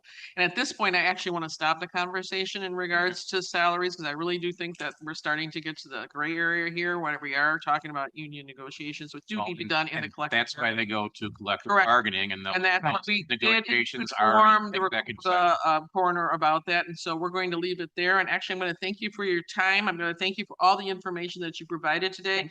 The board will take this under consideration because the next vote will be done at the county board, the last meeting of November.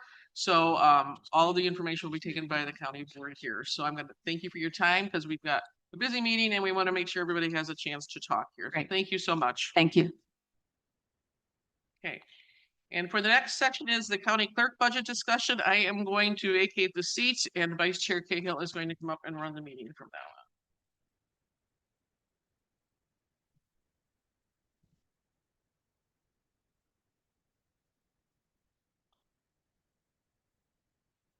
Oh, yeah.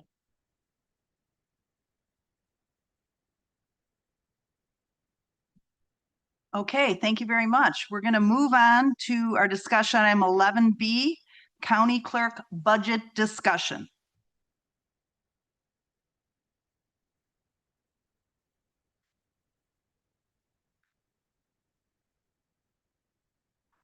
Good morning, Vice Chair and Finance Committee members.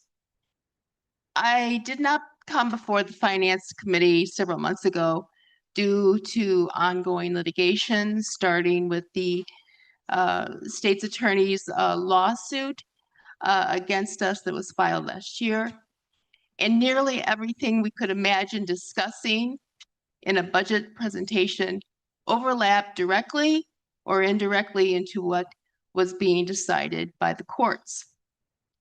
Further, last summer, when I requested that my office have legal representation at our pending budget presentation, Chair Deacon Garcia told me that I could not.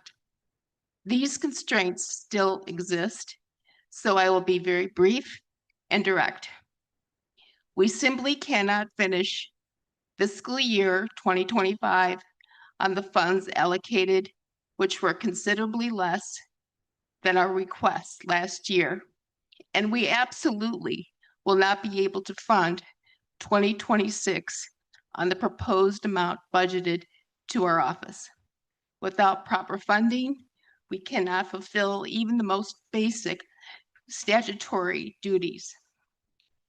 From all directions, it appears that next year will be huge for our office.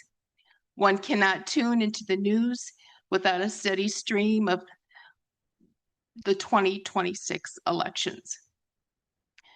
The law states that it is the duty of the county board to provide reasonable and necessary expenses for the county clerk's office. My chief deputy will now go into more details.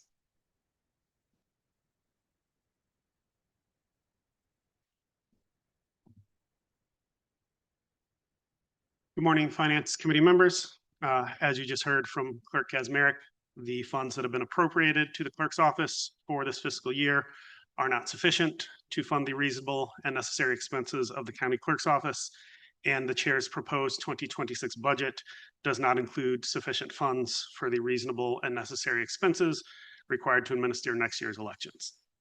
What I'd like to do right now is to present this board with a general overview of the shortfalls, both in this year's appropriated funds and in the 2026 budget proposal. As you will hear, there are some expenses that absolutely must be made to finish out this fiscal year.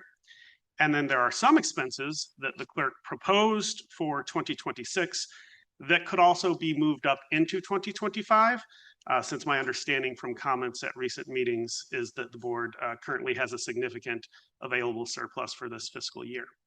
After giving the board the overview of this over the next 2 weeks, we would like to work with the finance department staff on putting specific numbers into a proposed resolution or resolutions for a supplemental fiscal year 2025 appropriation to present for this board's consideration at the next board meeting.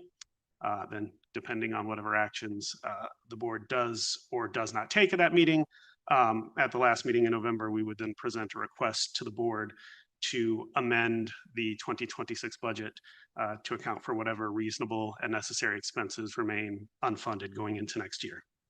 So that's the roadmap. And again, before asking this board to vote on anything, we will work with the finance department staff to put together resolutions for your review with specific amounts and purposes of our funding requests. Today, we just wanted to make the board aware of the general needs. For fiscal year 2025, the expenses our office doesn't have sufficient funds to finish out the year.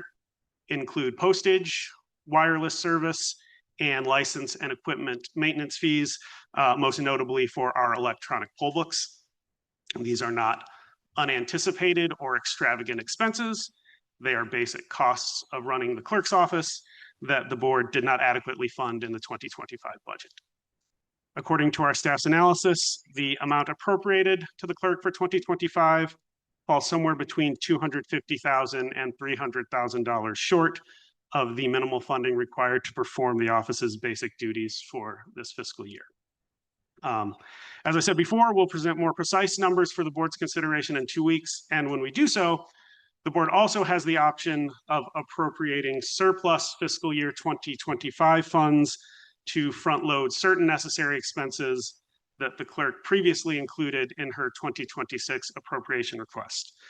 Specifically, our staff has identified approximately $1.1 million worth of toner and battery purchases and postage meter replenishment that could be made in fiscal year 2025 in order to relieve pressure on the 2026 budget. Should the board choose to appropriate the funds to make those purchases in fiscal year 2025, that would reduce the shortfall in the clerk's proposed 2026 appropriation from approximately $3.5 million to $2.4 million. As the board is aware, the clerk's itemized projected expenses for fiscal year 2026 were provided to Chair Conroy and Finance Chair Deacon Garcia on July 1st, and also posted to the county website, where they remain available for review by the public and this board. The projected expenses are both reasonable and necessary for the clerk to carry out her statutory duties, including the duty to administer the 2026 elections. And as such, this board has its own statutory duty to provide funds for those expenses. Clerk's office is hopeful that we can work constructively with the board to allocate those legally mandated expenses across fiscal years 25 and 26 budgets in a way that allows the board maximum flexibility to pursue its discretionary policy initiatives. So, are there any questions? Thank you very much. So Deputy Clerk, I ask you to please have a seat. Thank you. And if we have any questions for you, we will have them addressed. I just wanted to say 2 things. One, you did not submit a budget in any proper form to the Finance Department for 2025. Number 2, the last time that you bought toner, you did not bid that out. Those are just 2 items I wanted to make. Now, does anybody on the board want to make a statement? Member Zay? Thank you, Madam Chair. You know, I don't know where to start. This board goes all the way back to under Chairman Cronin and Vice Chairman Selman asking the clerk to come and speak before the county board.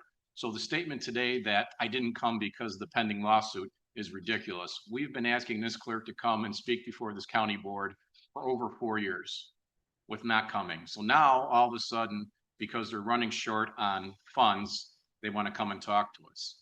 I think if everybody remembers, the day after we passed the 2025 budget, the clerk handed out $309,000 worth of raises to their staff. And now they're short $250,000 to $300,000. I think we said that was going to happen. I don't know, I said we told you so, but I think our finance staff told us they were going to run out of money. We continually want to work with the clerk's office, but the clerk has and their staff has thumbed their nose at us. We've asked for information. We've asked for if you're bidding. We've asked continually, like every other department, every other countywide puts the budget in the form that we request, which is through county code, we're right to ask for accounting procedures that we set up. They haven't done that. So I think it's ridiculous. Now they want to come to us because they're out of money. We haven't even talked about the money they need. What about the money that we're spending because of these lawsuits against us? Now they want to work with us. We're already wasted $161,000 on a settlement. And every time we get a settlement from a judge in our own county, at our own courthouse, they appeal it. So the word of the attorney general is not good. The word of a judge is not good. But now we got to come back and hear that I'm out of money. And again, I think you put that up there, that we have to provide reasonable and necessary expenses, which I think this board has done for every countywide elected official, including the clerk. So Thank you, ma'am. Thank you, Member Zay. Member Glassy? Thank you, Madam Chair. I want to just reiterate some of the comments that Member Zay said. I was elected in November 2024, and this is the first time I've seen Clerk Kazmarek at a board meeting. And I know that there have been repeated requests to come speak to us. There have been repeated requests to work constructively with us, to coin a phrase, from the deputy clerk, and it's been refused. And it's just so incredibly frustrating. It's deeply concerning to see a continued pattern of disregard for transparency, disregard for accountability. You refuse to participate in governance that you were elected to do. You rarely attend meetings, including the deputy clerk. Like I mentioned, this is the first time I've seen the clerk at a meeting. When the deputy clerk shows up, he is dismissive and rude. It is a complete lack of respect for the DuPage County government. Refusing to prepare a budget and instead requiring staff and our finance committee to do that for you, that is your responsibility, and your refusal to do so is completely unacceptable. I will reiterate, the lack of transparency and your lack of leadership undermines the public trust, and it wastes taxpayer dollars. Let's be clear, you have already cost the taxpayer dollars $161,000 on the lawsuits that we are continuing to fight, and that number will continue to grow. Yet you come here and ask us for more money because you've run out, which we already told you that would happen. You're not following the law, and this behavior cannot continue to be unchecked. I cannot in good conscience approve any budget increase under these circumstances. DuPage County residents deserve integrity, competence, and commitment, not defiance, mismanagement, and costly negligence. Thank you, Member Glassy. Member LaPlante? Thank you, Vice Chair. I would just like to say that in no way, shape, or form am I surprised by anything happening here today. If anyone has been paying attention, all the other members of the board, no one should be surprised. This is what we've been warning about for years. This has been constantly negotiated here on the board. I would say during my tenure, this is my third term, this has been the #1 issue that has caused discussions, disagreements, strife on this board. I would say this is the #1 cause. I am happy that some board members are now aware of what's going on. This is our #1 job.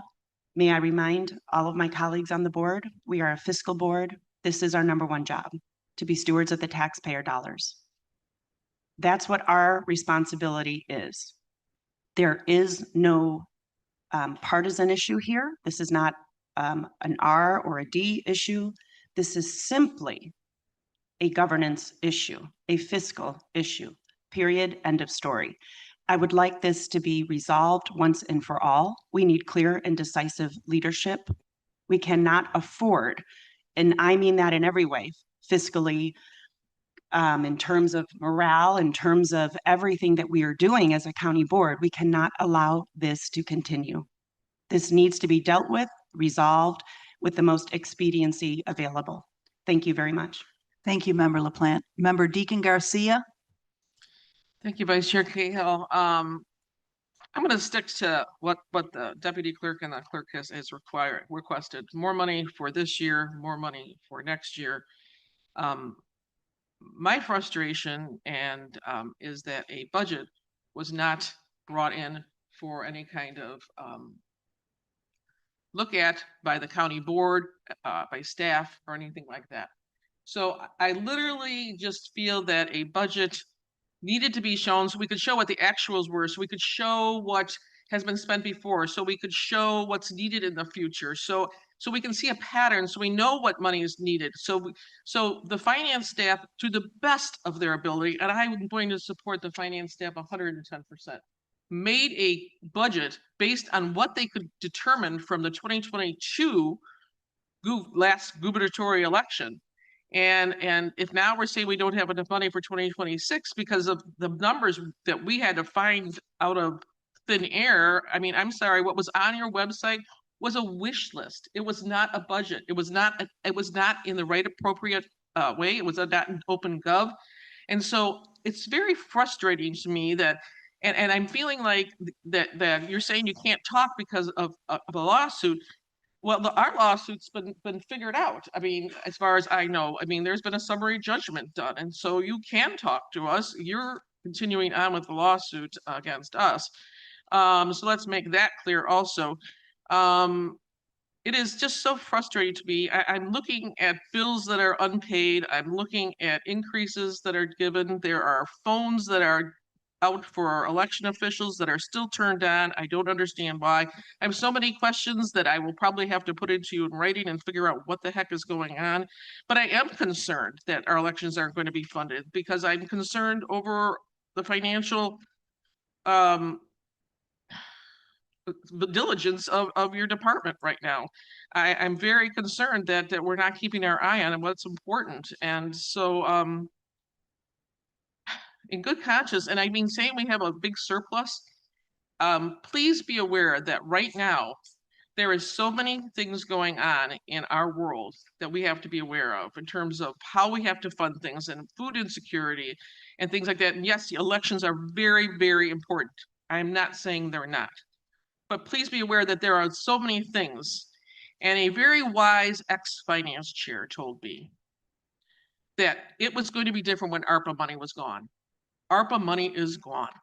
And so we have to be very, very, very diligent on how our money goes and the best way to spend it. And we need to go through this with a line item and say, why are we still paying for this? Or why is this not paid? And why is this taking so long to pay? So I could go on, but I just won't. Thank you. Thank you, Member Garcia. Member Ozog. Thank you, Madam Chair. In our entire governmental system, federal, local, we exist on a checks and balances system. And the chair writes the budget, we approve the budget. We have never told the clerk how to spend her money, but we do have a responsibility to know how every single elected official in this county is spending the money that we've allocated. That's our responsibility. And now we find out, and we have not told them how to spend their money, that they have a shortfall. And again, as people have pointed out, this is no surprise. So seeing what's gone on here, the lack of responsiveness, the legal issues that they've caused us, I mean, that's 160, whatever. That is an awful lot of food. And we are looking at a food crisis going into the next number of months in DuPage County. $160,000 would buy an awful lot of groceries. So here we are. And I cannot find any sympathy for the fact that they did not turn in a responsible budget. I was chair of the District 87 Finance Committee for 2 years. I can't imagine that you would ever not do what you are asked to do. It's just irresponsible. And I'm so tired of dealing with this, but the fact that this money has been burned through, $160,000, when we are looking at the situation that we're looking at, is unconscionable. I'm sorry, it's irresponsible, and I'm tired of it. Thank you. Thank you, Member Ozog. Member Childress. Thank you, Madam Chair. I have more of a question than anything. The question I have, if we don't, what are the taxpayers and the voters standing funding this? Is there something? It's a matter of priorities, Member Childress. So the department has funds allocated. I will circle back with some facts at the end that I think you will have your answer. Okay? Member Evans. Thank you, Madam Vice Chair. There is a show called Parks and Rec where there's a character named Ron Swanson, and someone asks him if he has a permit to do something in the park that he's doing. And he says, yeah, I have a permit. And it's a piece of paper where he hand wrote the words, I do what I want. That is not a permit. And I feel like the budget that we received from the clerk's office is a piece of paper that just says, I do what I want. We have procedures here that she needs to follow.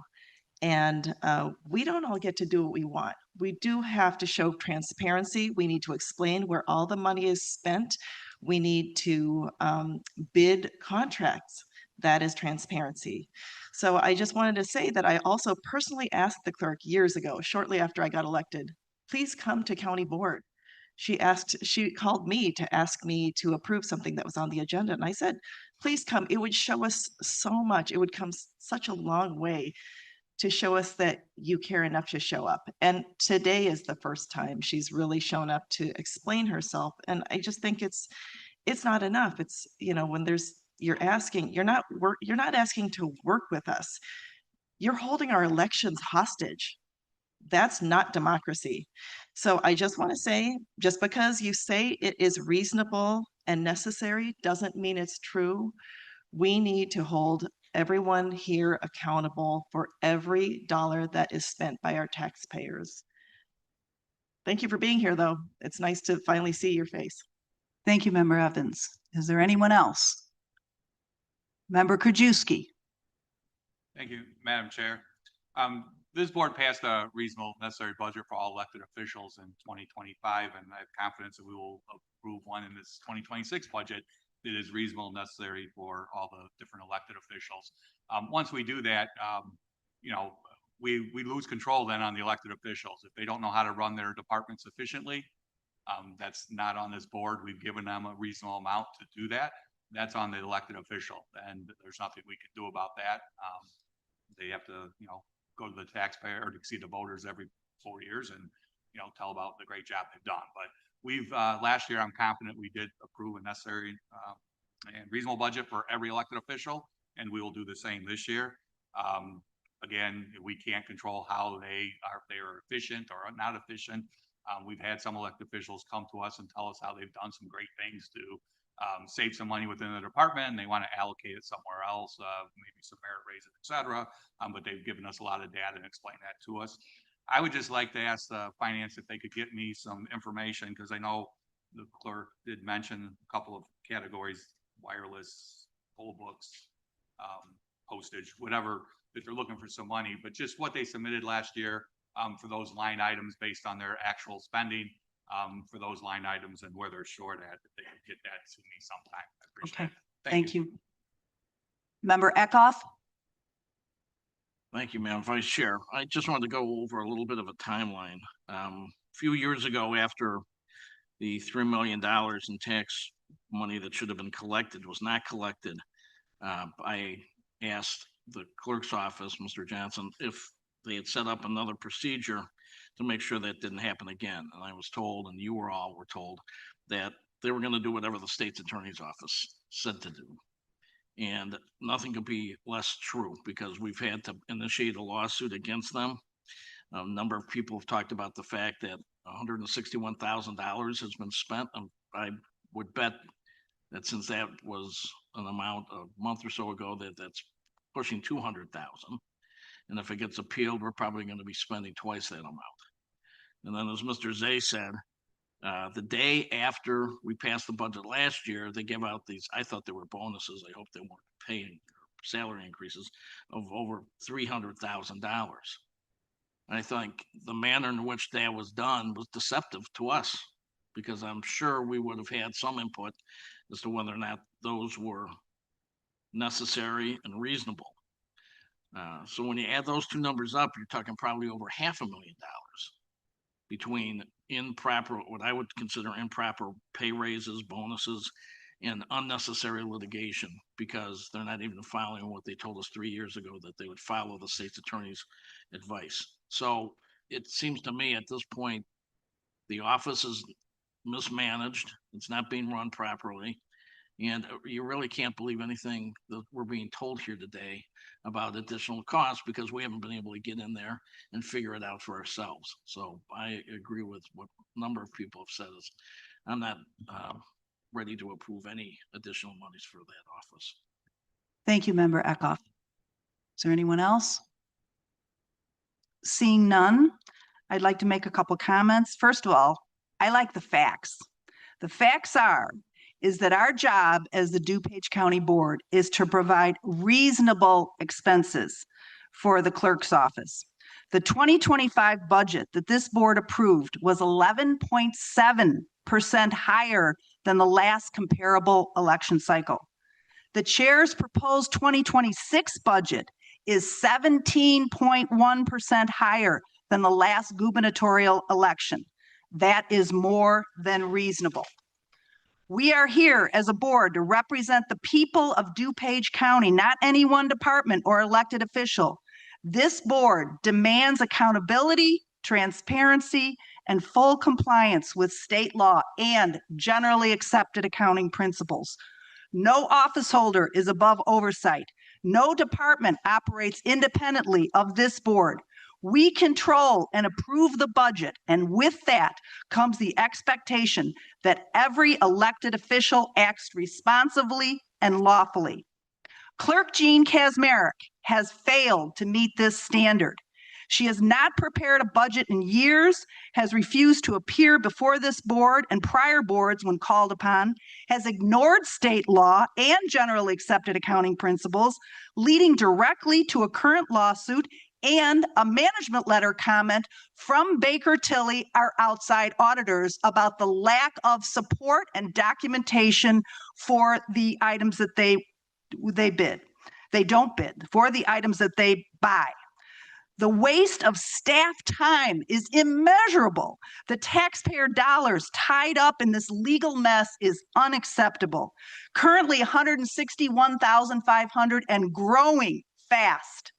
The people of DuPage County entrusted us to safeguard their $660 million budget and to ensure their government operates with honesty, competence, and oversight. We take that responsibility seriously, and we will not tolerate disregard for the laws, standards, and trust that define this board's duty to the public. Thank you.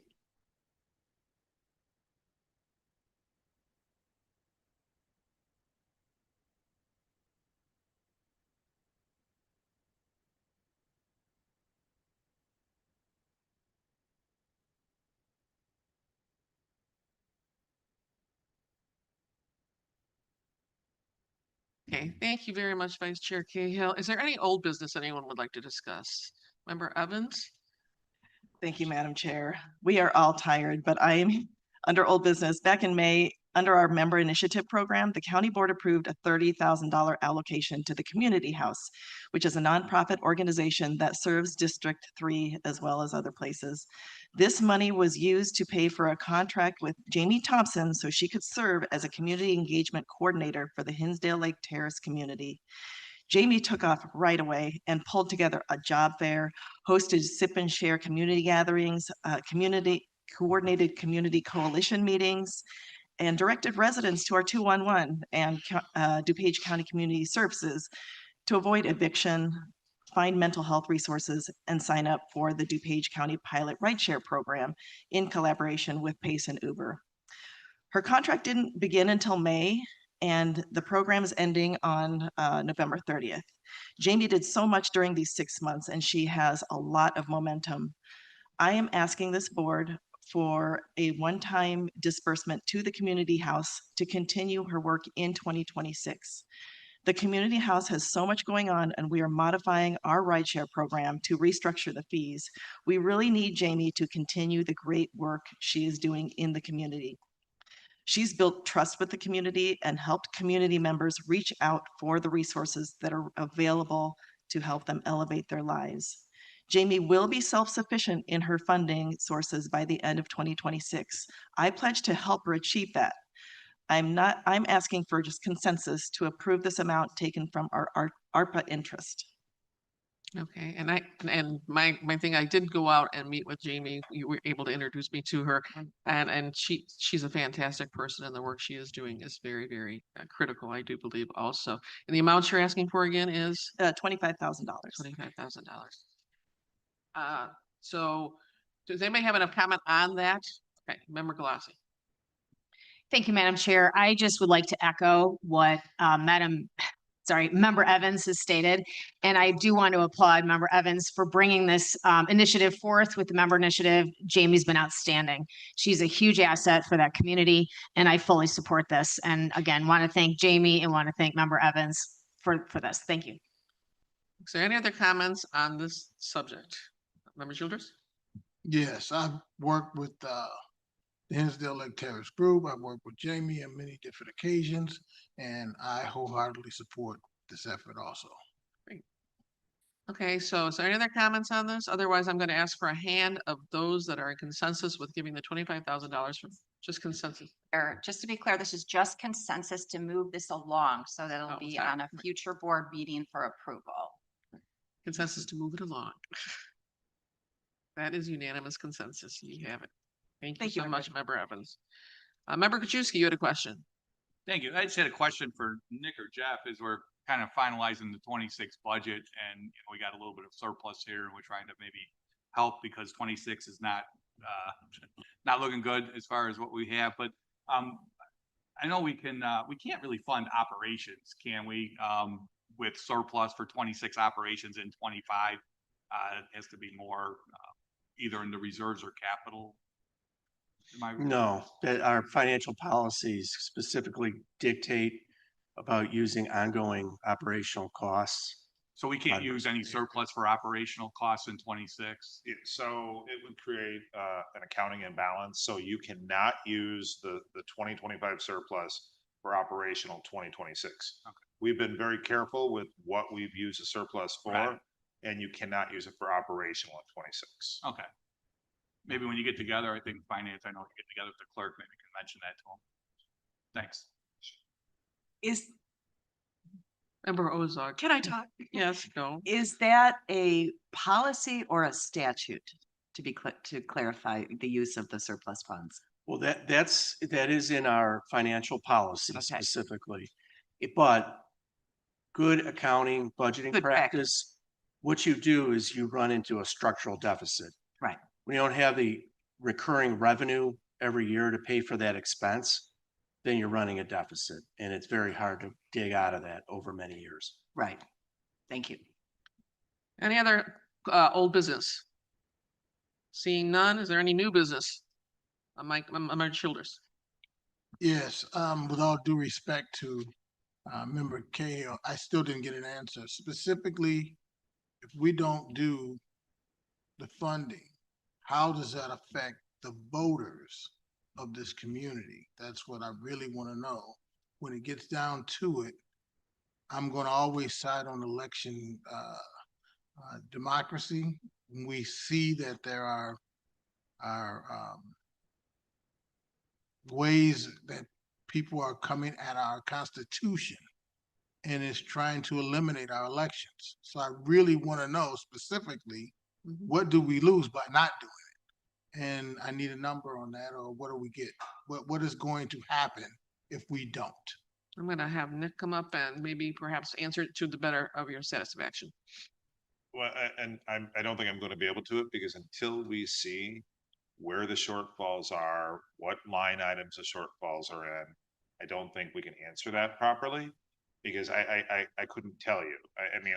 We know what the numbers are. You heard between 250,000 and 300,000 for 2025, a much larger number for 2026. I don't know what the impact could or could not be until we see those exact numbers. And the only thing that was submitted by the clerk's office was the one slide that was up on the screen, correct? Correct, okay. So we weren't getting any information. Thank you, Madam Chair. Thank you, Member Childress. Member Ozog? Theoretically, though, the clerk's office could find money in other line items, although we haven't seen said line items, but salaries come to mind, et cetera. There's the entire, that the clerk spends their money is where the shortfall can come from. Is that Right, a fair correct, and we statement? don't have So that information. be it salaries, be it increases, et cetera, the money, it's there somewhere. Okay, so we're requesting. In my opinion. Right. Okay, any other new business? New business, I think, right? Okay. Seeing none, we don't have any executive session, right? Okay, we have no executive sessions, so with, can I get a motion to adjourn? Okay, got a motion to adjourn in a second.